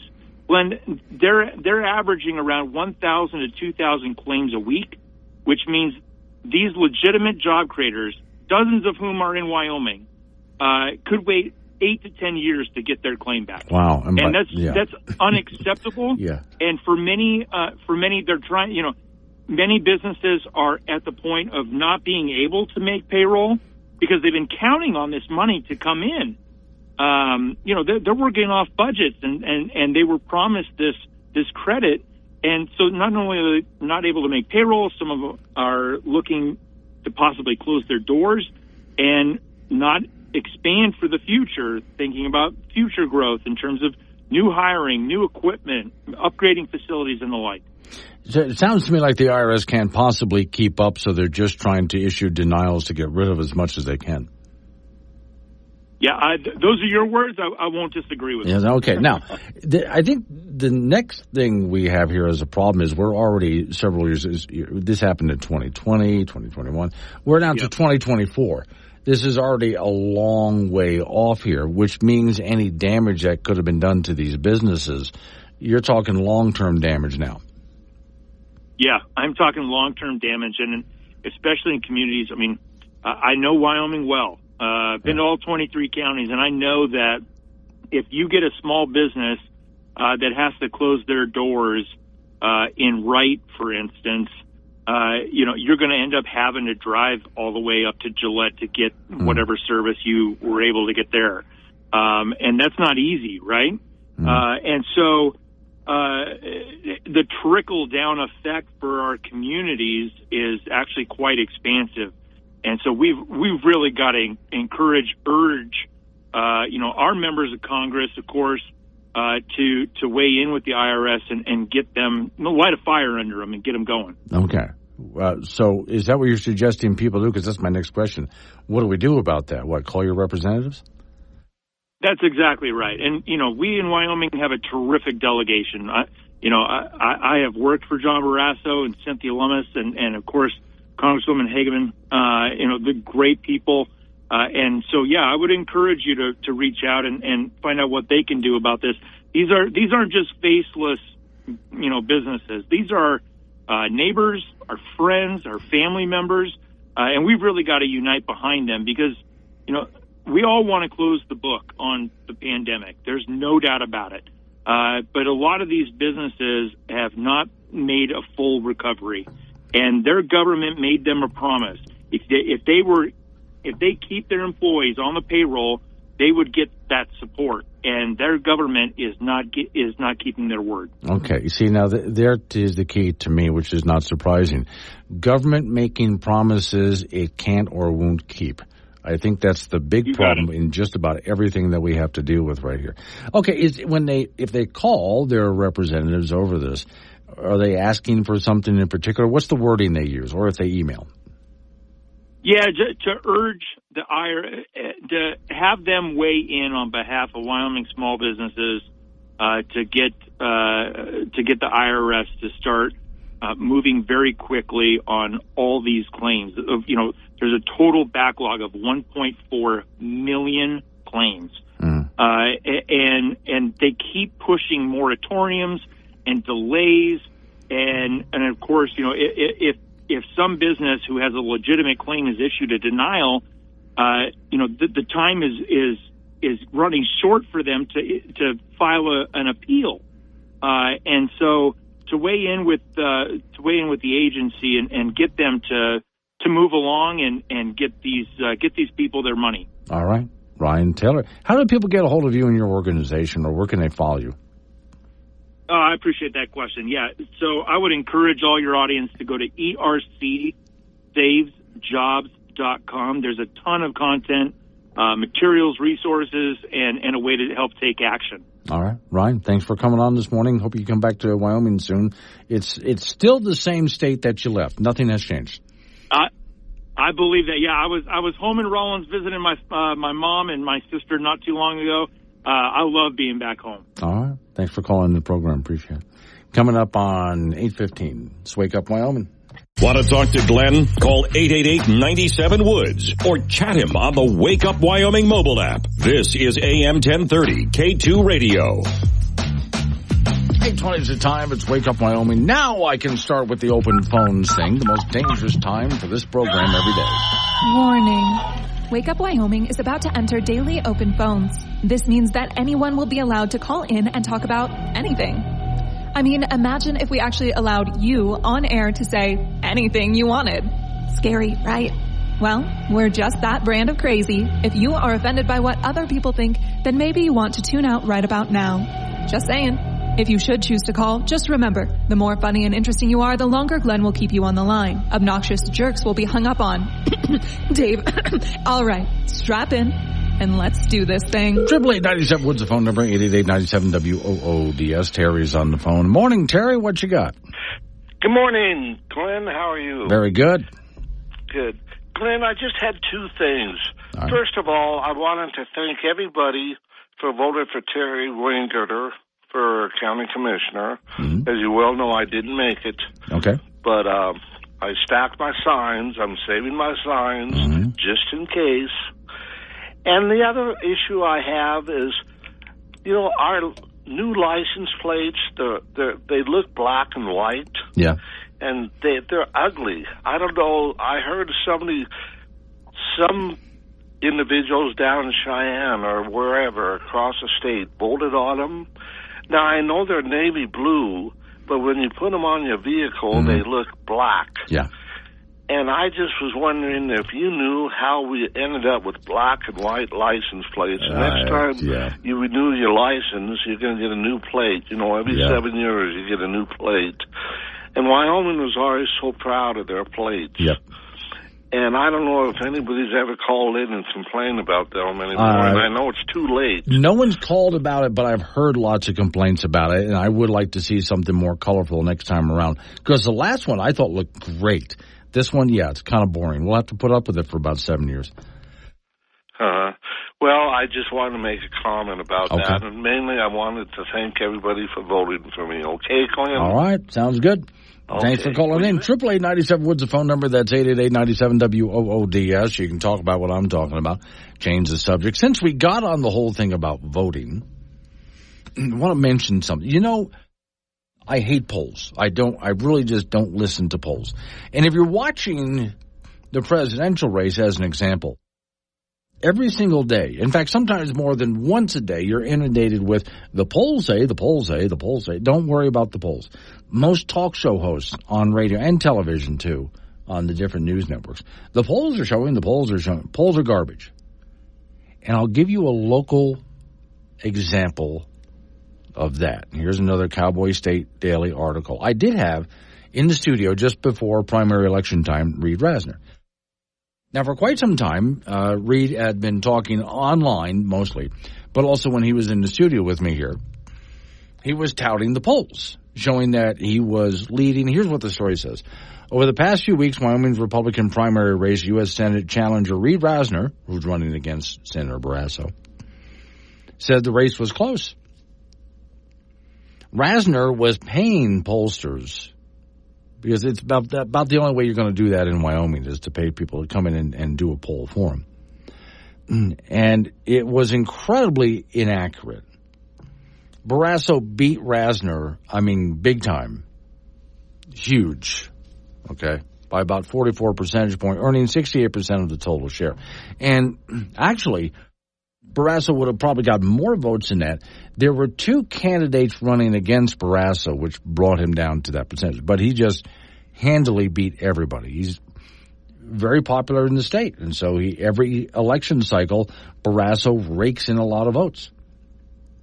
The point being, though, even Rasner had to admit, those polls were not exactly accurate. No, they weren't. Okay, so the story says Rasner had consistently expressed confidence in the strength of his chances, particularly when speaking, on this program, for example. He said, this is the closest anyone's ever come to beating Barrasso, is what he told Cowboy State Daily and what he told me on this program. And the basis, the story says, for Rasner's confidence were two polls that he paid for, and it talks about the research groups. Another poll by Gillette News Record, which is Gillette News Record being a newspaper, not something he paid for, by the same firm showed Barrasso having a higher rate of disapproval than support. So at this point, Reed Rasner is gaining confidence.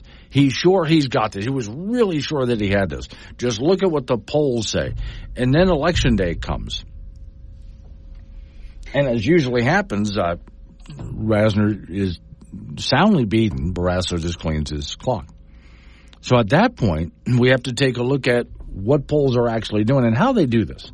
First off, it's much more difficult these days.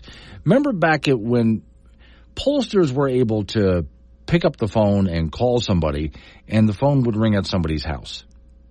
So the odds of somebody picking up the phone at someone's house was pretty good. All right. Next, then we get into the problem of caller ID.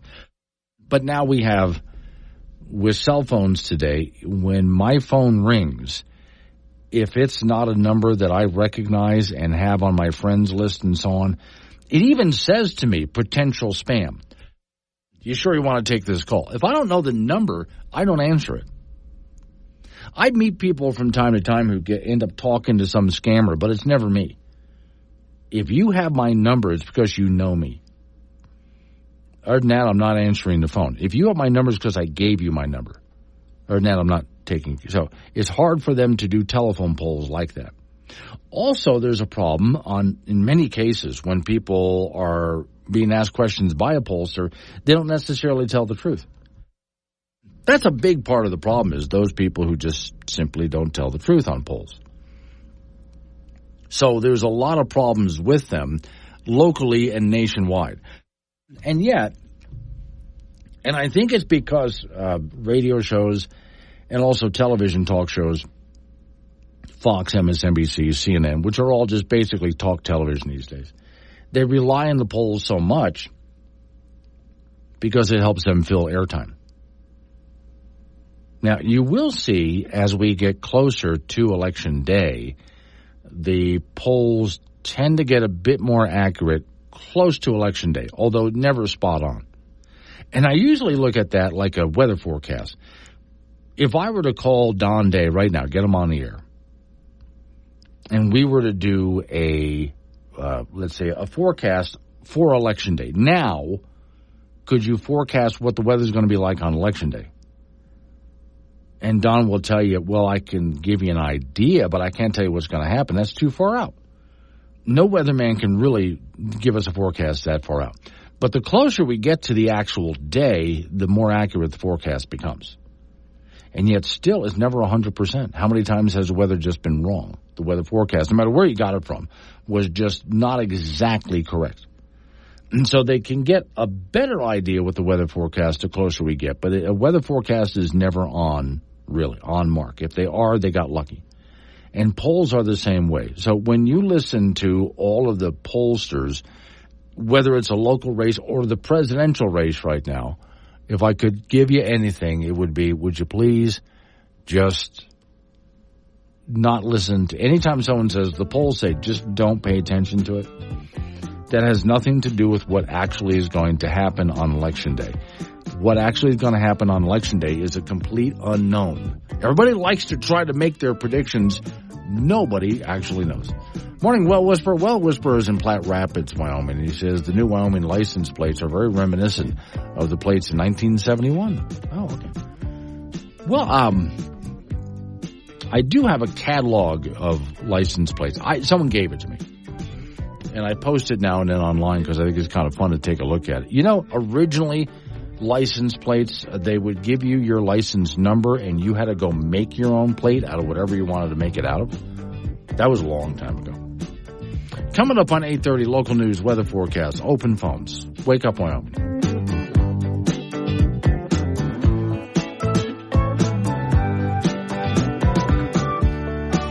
Weekend. Wake Up Wyoming goes anywhere you do with the Wake Up Wyoming app. Free download for Apple and Android. This is K2 Radio.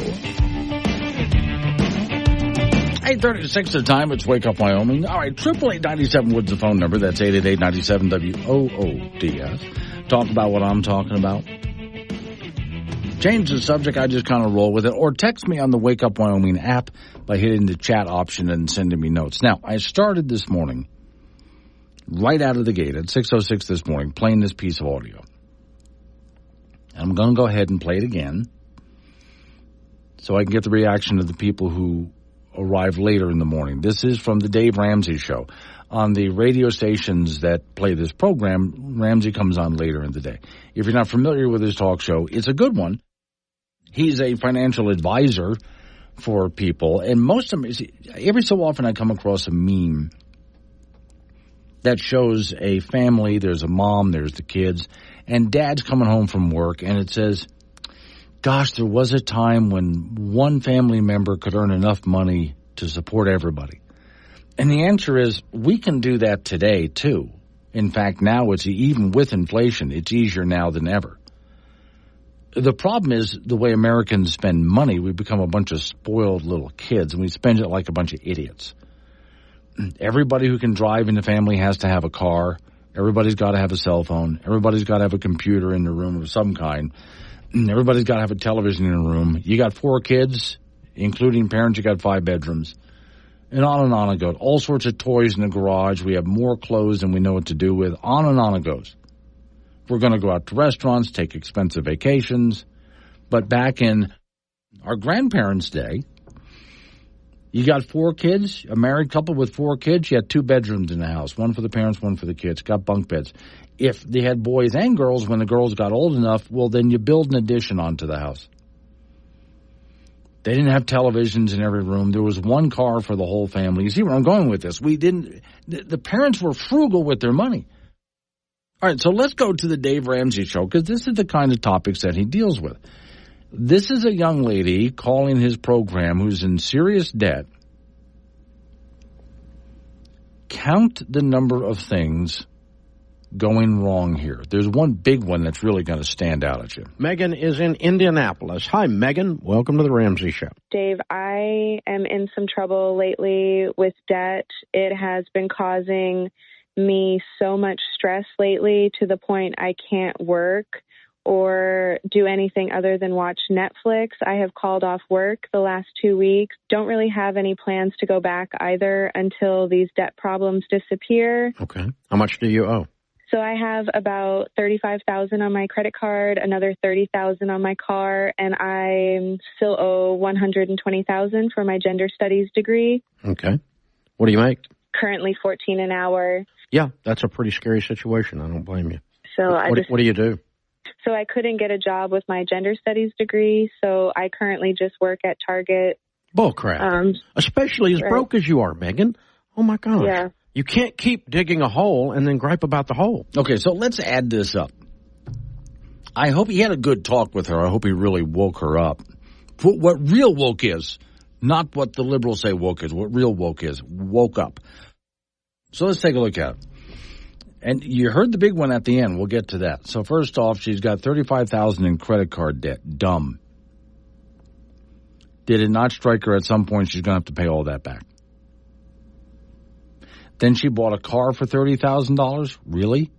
How are you expecting to pay that off? You know, you don't have to spend a lot of money on a car despite what they tell you. I mean, if you're making a ton of money, go ahead and buy yourself something nice. But if you're not, then you go to some small dealership and get yourself a little wreck to drive around. All right? You don't spend $30,000 on a car, especially at her age. All right, next. Then she's got over $120,000 in college debt. So you would hope if she spent that much money on college, then she's got some degree that's obviously going to make her enough money to pay that debt off really fast, right? No, it's a gender's study degree. That's the big one that jumped out at me. Gender's study degree. What did she expect to do with that? Who is hiring for a gender, other than a college that has a gender study course? Who hires a gender study degree? For all the employers listening out there, show of hands, who needs somebody with a gender study degree? Anybody? No. So she's working at Target, in which case she has no chance of paying any of that back. That degree is useless. Now, you can turn to the girl and say, well, you're just stupid. Well, I'm actually going to give her a lot of leeway on this. Who taught her? As she was growing up, did anybody in her house teach her about money?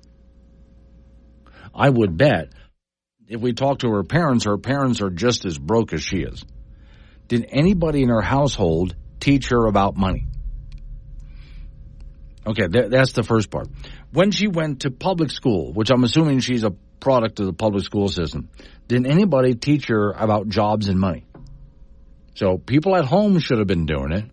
You would hope it'd be part of the public education system. But no. When she went to college, she had this idea of getting a gender study degree. What would lead to that? Probably what she learned in high school. She gets to college, and the college knows damn well that a gender studies degree is not going to get her a job. But they don't care. They're going to take her money that she borrowed and can't afford to pay back. Who cares if she makes a living or not? They're going to get that money. So they don't care if the degree is useless. which is why I have a problem with a lot of colleges out there.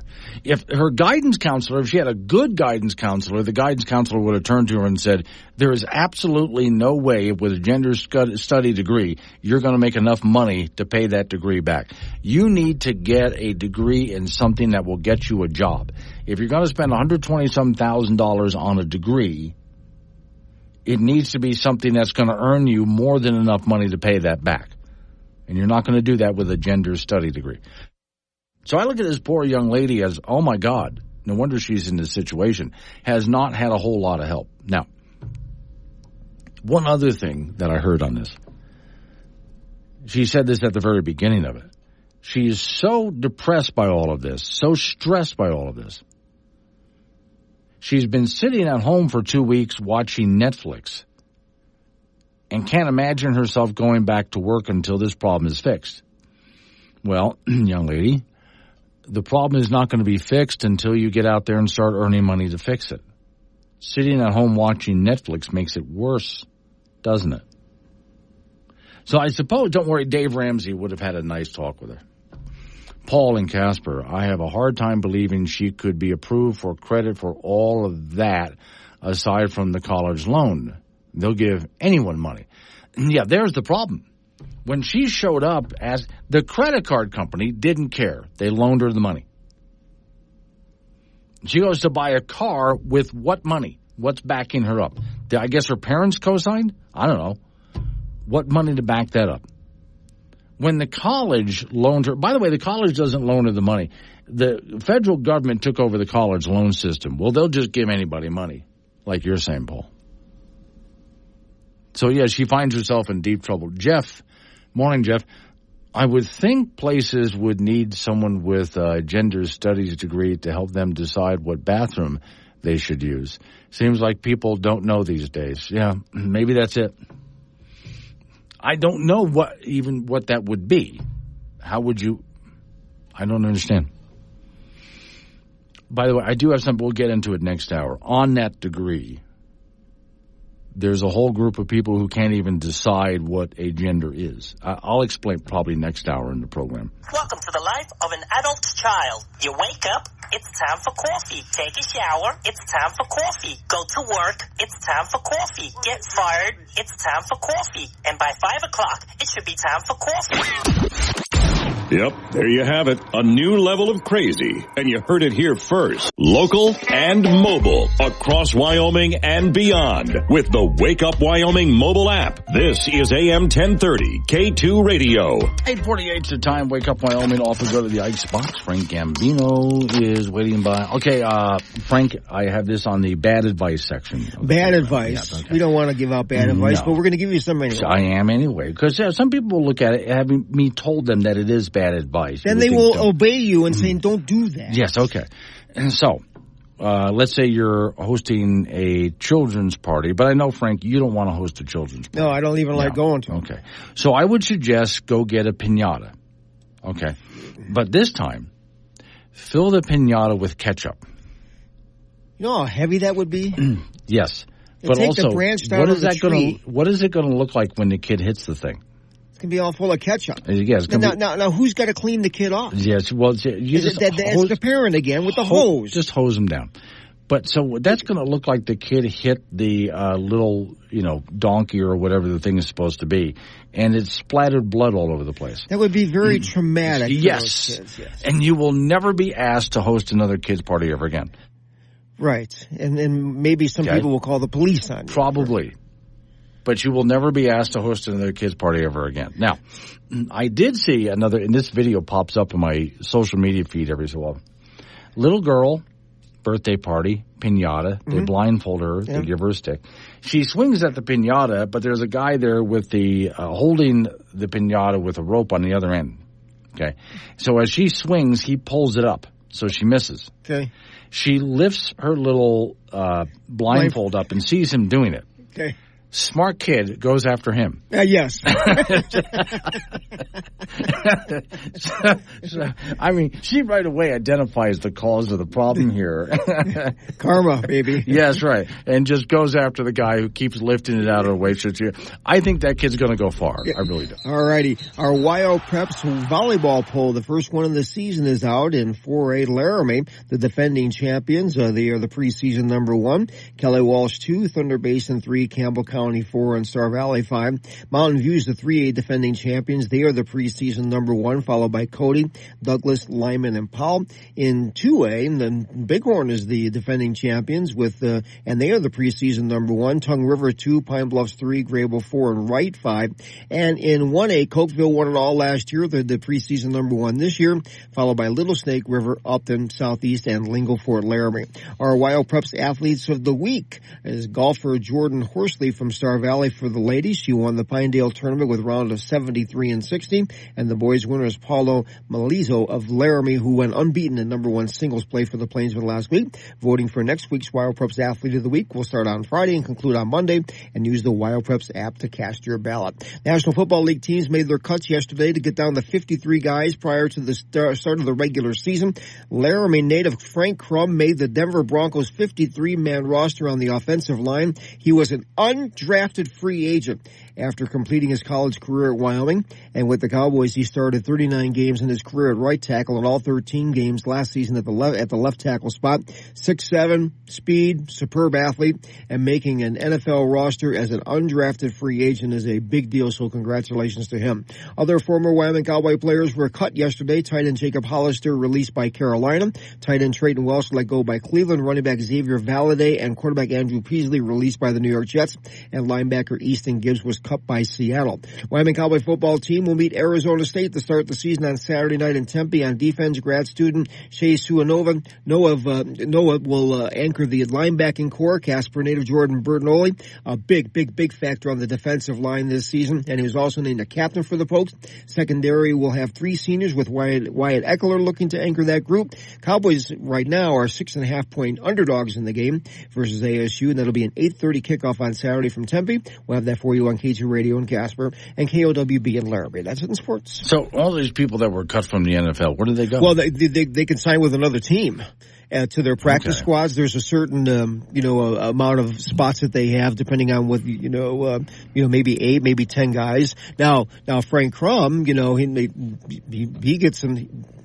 Let's put it this way: the National Football League minimum salary is $795,000 a year. Okay, that's the minimum. That's $12,500 a week. Okay. Wow, I could use that. I think he may be able to afford a new car. I think, maybe, yeah. Maybe. Yeah, okay. But don't go for one of those big fancy sports cars. Go down to your local dealership with that kind of money. But still, though, wow. Okay. So if he stays healthy, he's good. He's doing good, really good. I got to ask once again, Frank, what did we do wrong? Well, we don't have any ability at anything. Oh, that's right. That's why we got him. But we have our name, likeness, and stuff that we could sell ourselves. But no, you're correct. The not ability to do anything useful is why we got into radio. Right. Okay. Thank you, Frank. I'll admit that up front. Coming up on some local business. News time after that. More open phones. It's Wake Up Wyoming.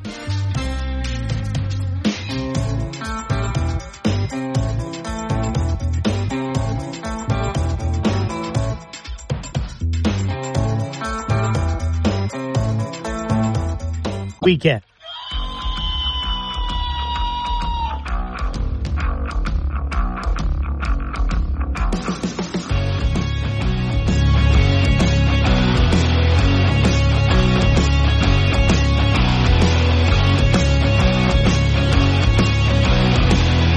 Six the time. Wake Up Wyoming, Wednesday, and over the hump we go. Phone lines are open, 888-97 Woods. That's 888-97-WOODS.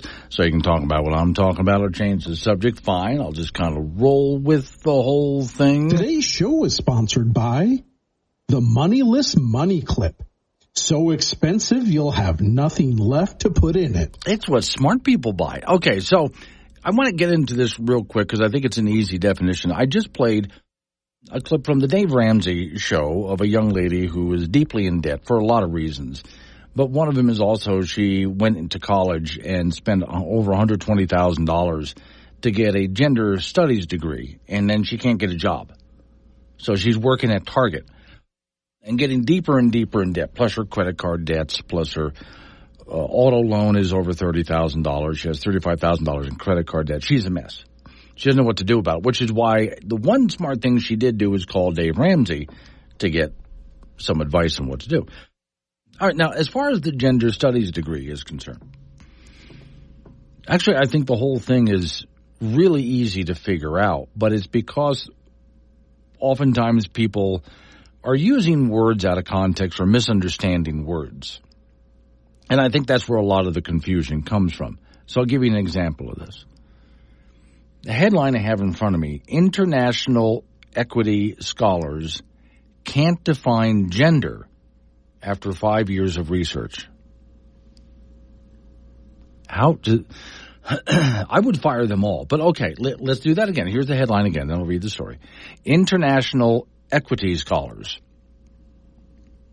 Can't Define Gender After 5 years of Research. Well, these so-called scholars are not very smart then. 5 years and they still can't figure it out? Or is that just job security? We need more grant money to do more studies. Job security. All right, here's the story. It's really ridiculous.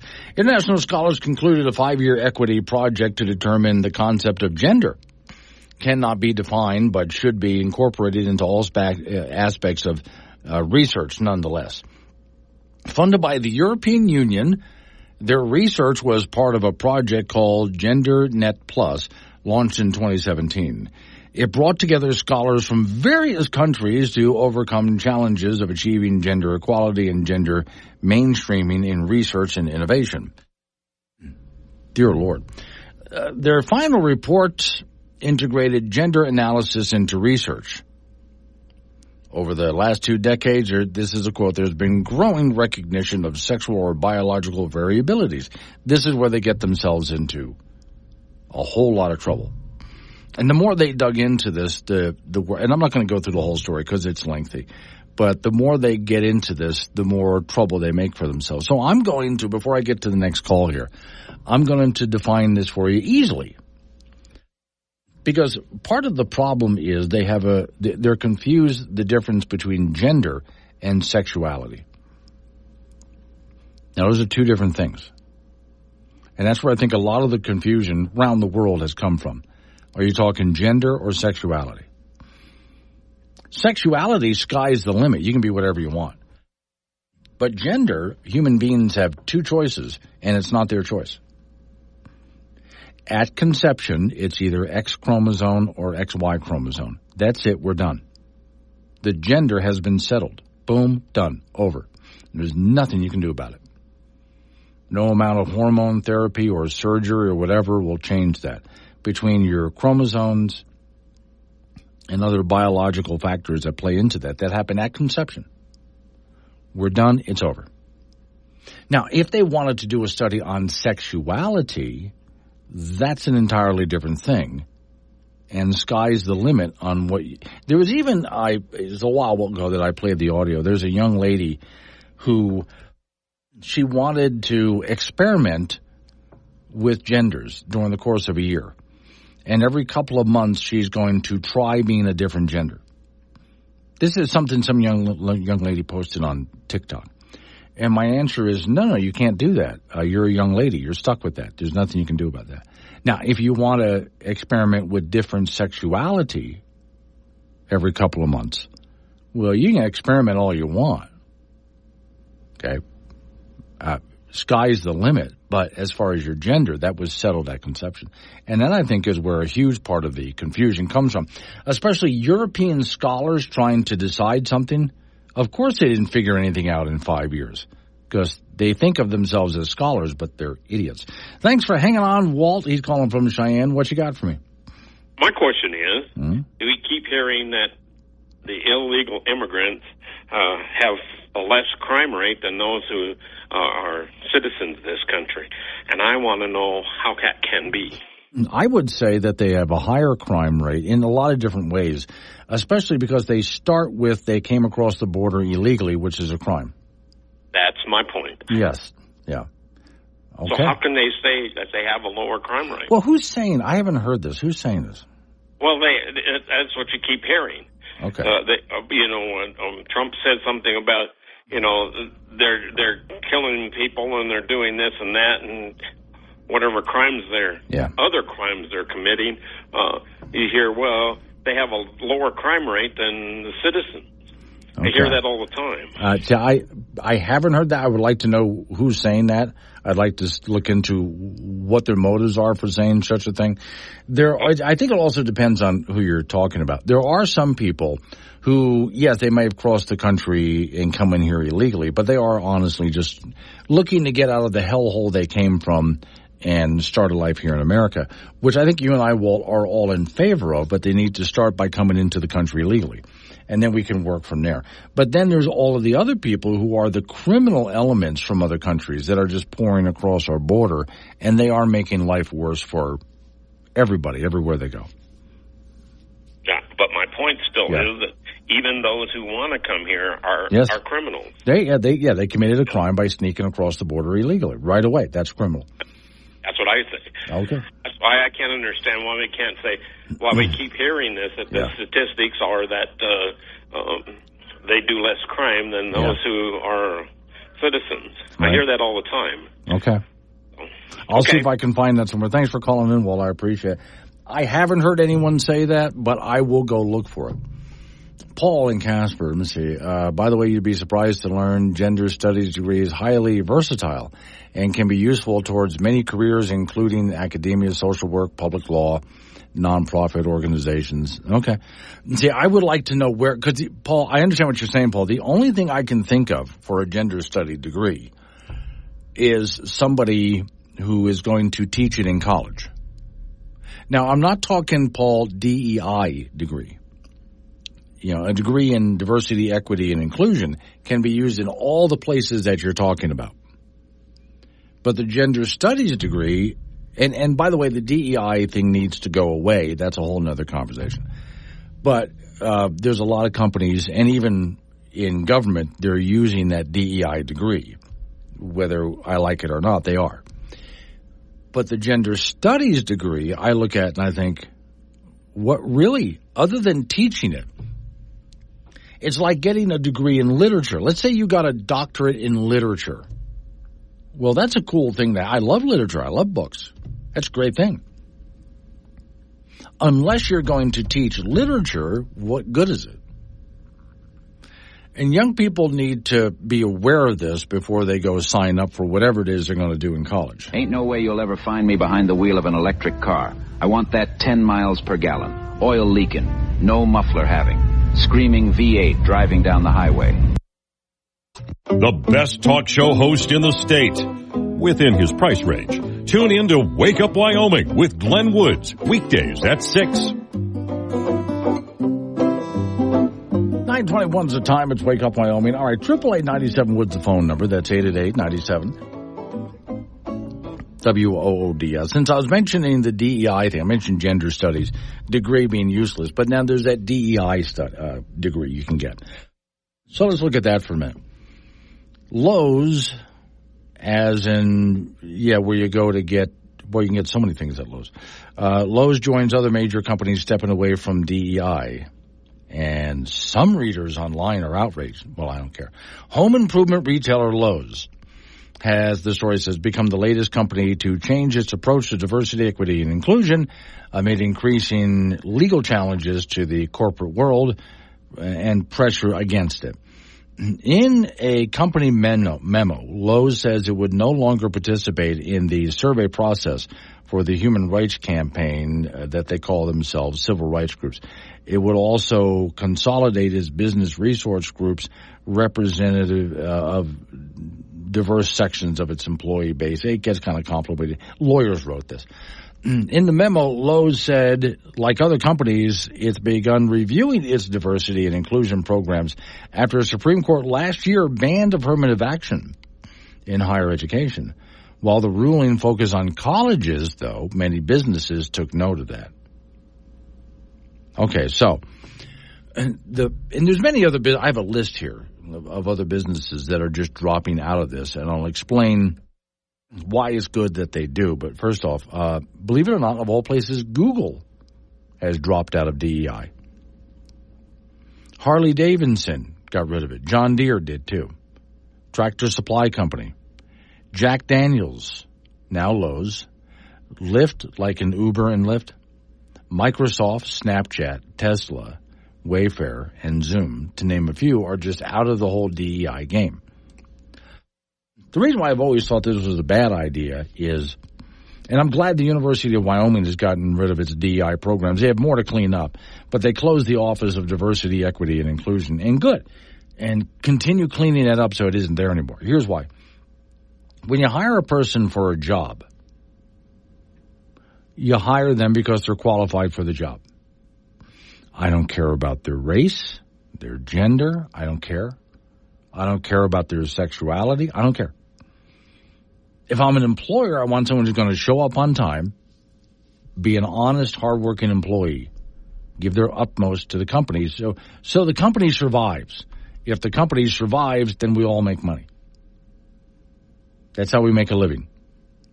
Be that employee who's there on time, if not ahead of time, putting in all possible effort to make sure that the company is successful. Because a successful company means everybody continues to get paid. That's what I want. So what the person's political slant is, I don't care. You're conservative, you're a Democrat, you're something else, whatever, I don't care.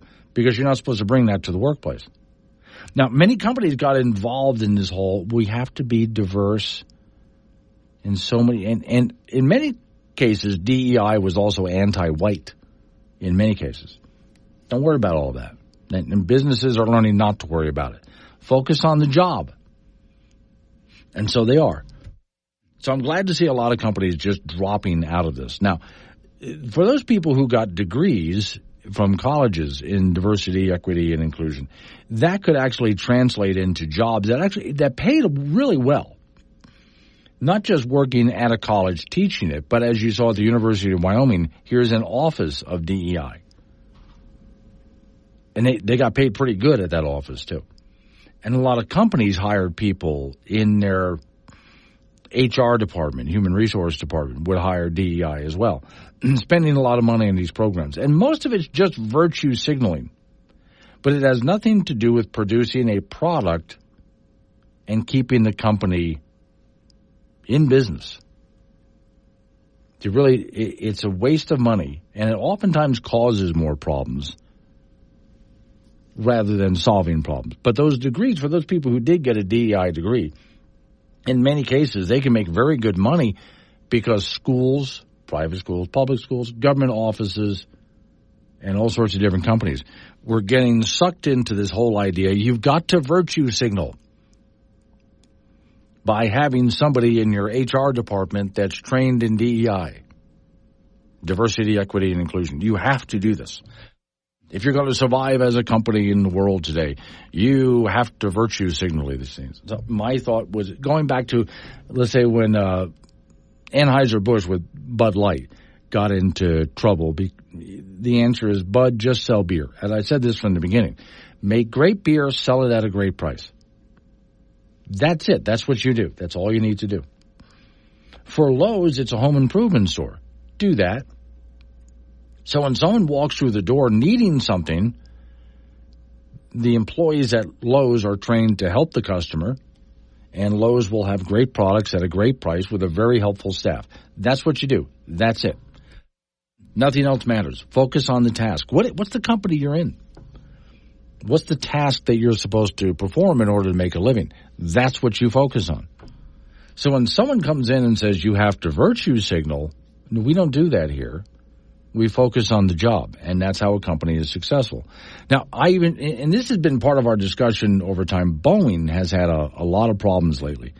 I don't think it's the only reason. I think it's a lot of mismanagement at the top. But one of the reasons, among the list of reasons that Boeing is having problems, is they got sucked into this too, where they were no longer focusing on the quality of the product. Boeing, a company that's been around for a very long time. Since the beginning of aviation, Boeing has been there for a very long time and has made some of the greatest products in the history of aviation on all sorts of different levels, known for innovation and quality. until they took their eye off the ball and started worrying about many things, including, among them, virtue signaling.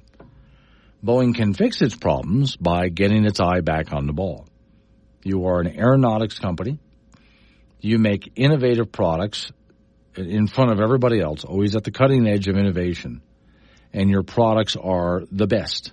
People know if Boeing is written on the Boeing logo is on the product, then it's a top quality product, and nobody can keep up. Focus on that. Now, who's creating it? Who cares? Don't care. Don't care where they came from. Don't care their age. Don't care their sexuality. Don't care their political point of view. Boeing should care that they show up on time and are providing the best they can possibly provide in order to turn out the best products in the history of aviation. That's how anybody should do it. So glad to see a lot of these companies dumping out on this, and hopefully this means they get their eye back on the ball, because Lowe's is a good company, and I'd like to be able to walk into a Lowe's retailer and not have to worry about anything other than, hey, I need the following because I'm building this, and some helpful employee will get me good quality products at a good price. That's what I care about. The rest, don't care. If I'm bothered with the rest, I'll go somewhere else. Coming up on 9:30, local news coming your way. And then you and I get back into it again with open phones, 888-97-WOODS, 888-97-WOODS. Driverless cars are going to take over the world with AI technology. They are already harassing human beings. I'll explain how they're harassing human beings next. Wake Up Wyoming.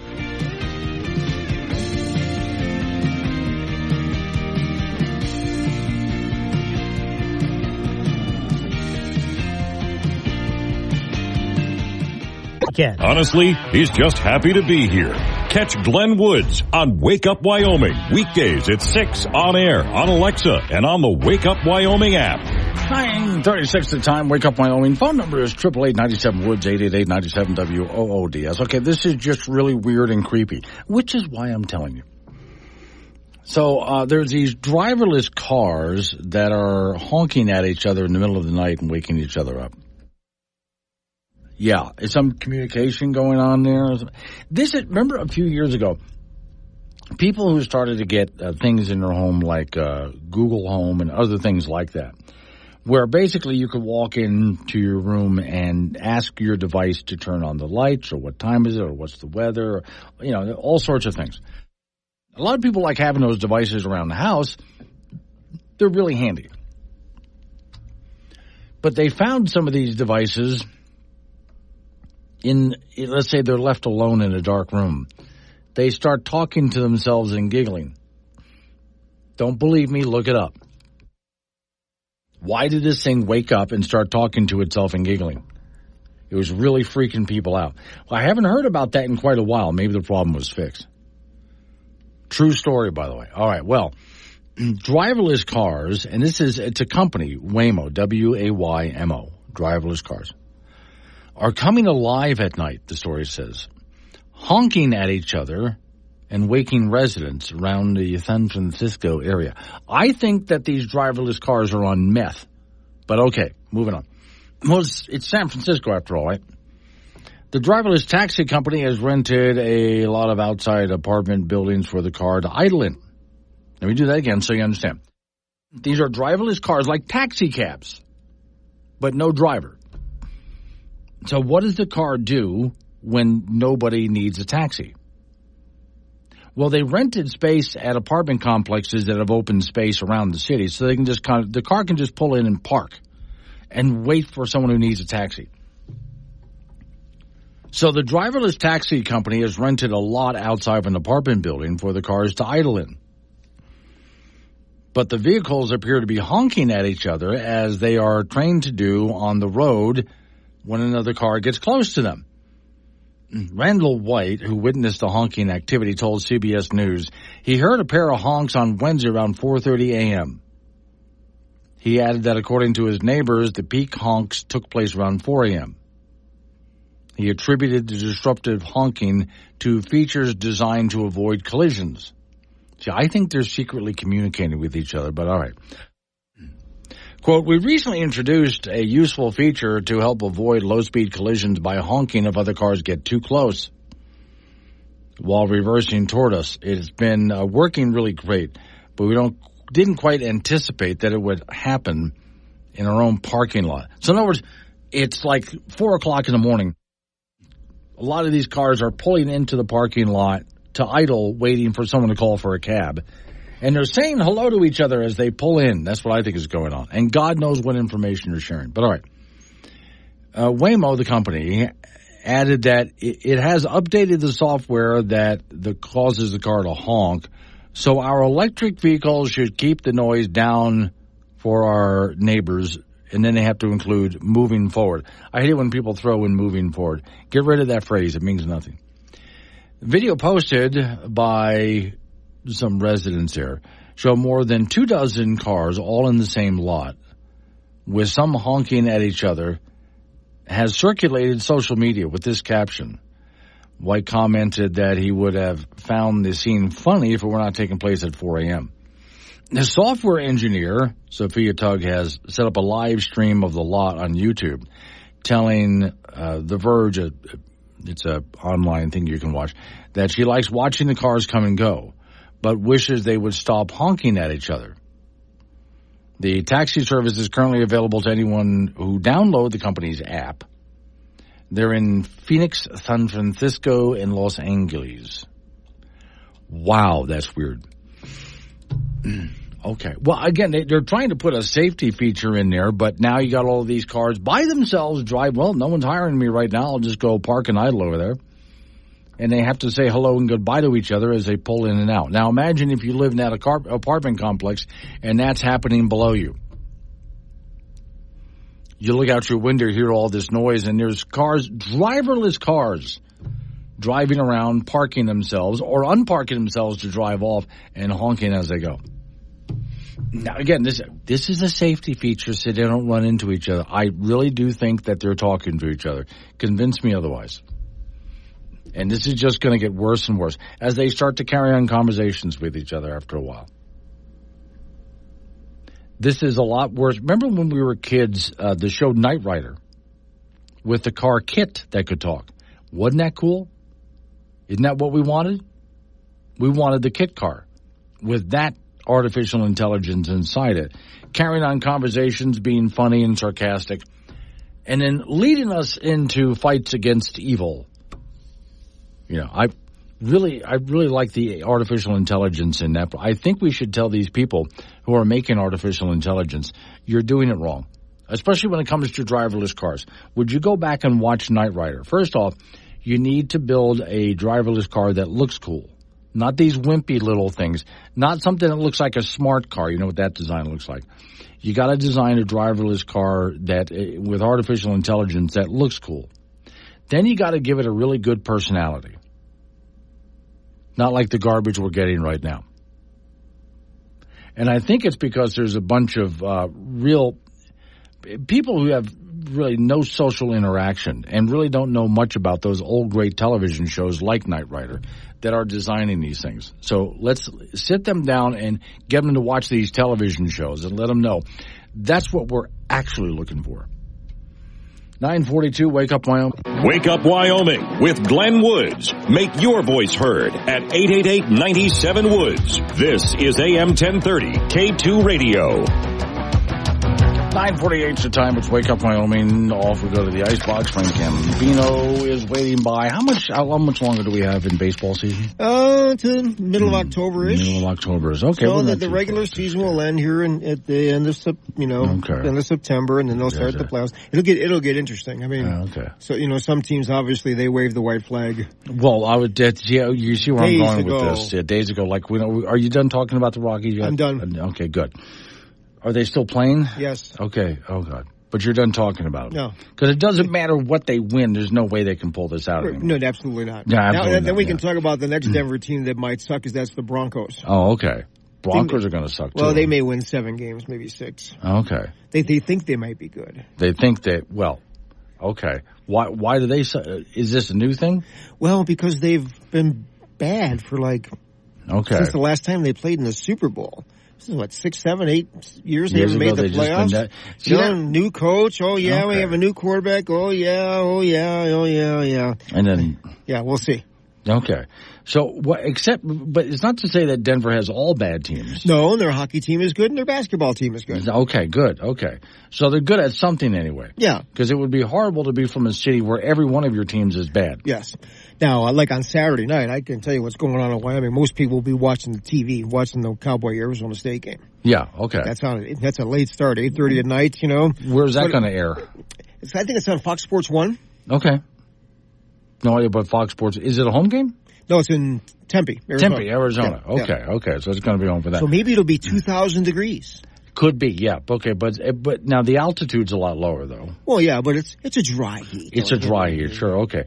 But now Fox Sports 1 is where people could maybe, you're thinking? Well, no, I think that's Fox Sports 1. Yes, yeah. Okay. Don't want to lead anyone astray on that one there. Okay.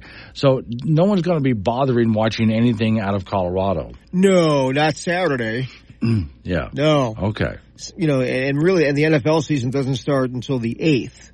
Right. And then all the Bronco people will come out of the woodwork thinking, we might be good. We might be. Yeah. And then maybe not. No, okay. So do you have picks yet this year? Not yet. Football? Not yet? Okay. No, you got to actually, to be honest with you, you got to watch them play once or twice. You know, to get all right, they're good at this and they're not so good at that. Okay. That kind of thing. And that's the same thing with high school, at high school athletics too. Right. Well, and the reason I go that way is because we talked about this yesterday. When it comes to Wyoming, University of Wyoming, last couple of times, they played their first game and everybody's assuming everything after that. Like, no, stop. It's their first game. Right. You're not going to... If they win by 1,000 points over Arizona State, then maybe you're like, whoa, what's going on here? The reality is it may come down to the last possession of the game. But one game does not make a season. No. Like on the top end teams, a loss to start the season may affect their national championship hopes. That's not even Wyoming. So you watch Wyoming and then we figure out where to adjust. Yes. Okay. Good and bad. All right, the National Football League teams did make their roster cuts yesterday to get down to 53 guys prior to the start of the regular season. Laramie native Frank Crum made the Denver Broncos 53-man roster on the offensive line. He was an undrafted free agent after completing his college career at Wyoming. And with the Pokes, he started 39 games at right tackle and all 13 games last season at left tackle. 6'7", a lot of speed, superb athlete. And making the NFL roster as an undrafted guy is a big deal, so congrats to him. Other former Wyoming Cowboy players were cut yesterday. Tight end Jacob Hollister was released by Carolina. Tight end Trayton Welch let go by Cleveland. Running back Xavier Valladay and quarterback Andrew Peasley were released by the New York Jets. And linebacker Easton Gibbs was cut by Seattle. Wyoming Cowboy football team will meet Arizona State to start the season on Saturday night in Tempe. On defense, grad student Shea Suanoa will anchor the linebacking core. Casper native Jordan Bertinoli, a big factor on the defensive line. He was named one of the captains this year. The secondary will start 3 seniors with Wyatt Eckler looking to anchor that group. Cowboys 6.5-point underdogs in Saturday's contest versus ASU. And then as an 8:30 kickoff on Saturday from Tempe. We'll have that for you on K2 Radio in Casper and KOWB in Laramie. Our first WyoPreps.com high school volleyball poll is out. Laramie is rated number 1 in 4A. They won it all last year. Kelly Walsh 2, Thunder Basin 3, Campbell County 4, and Star Valley 5. In 3A, the defending champion Mountain View, the preseason number 1, followed by Cody, Douglas, Lyman, and Powell. Bighorn won it all last year. In 2A, they're the preseason number 1, followed by Tongue River, Pine Bluffs, Grable, and Wright. And in 1A, Cokeville won it all last year. They are the preseason number 1, followed by Little Snake River, Upton Southeast, and Lingo Fort Laramie. That's it in sports. Okay. So you're going to be getting real busy soon here. Well, yeah, but tomorrow, I'm going to attempt to go to Gillette for golf and then run down to Cheyenne because I want to get to the cross-country meet that is early in the morning on Friday. Then there'll be volleyball all day on Friday in Cheyenne, then a football game on Friday night. And then if I get everything done, I can go for more volleyball on Saturday or just drive home.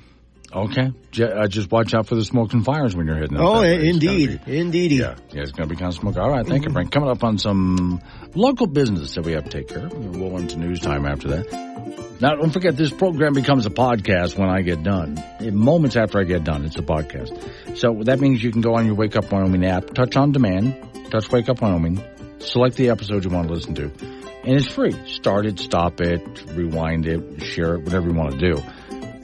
And it's all completely free. We even condense it so it's not an entire 4-hour show by getting rid of news, sports, weather, most commercials. All right, so it's Wake Up Wyoming.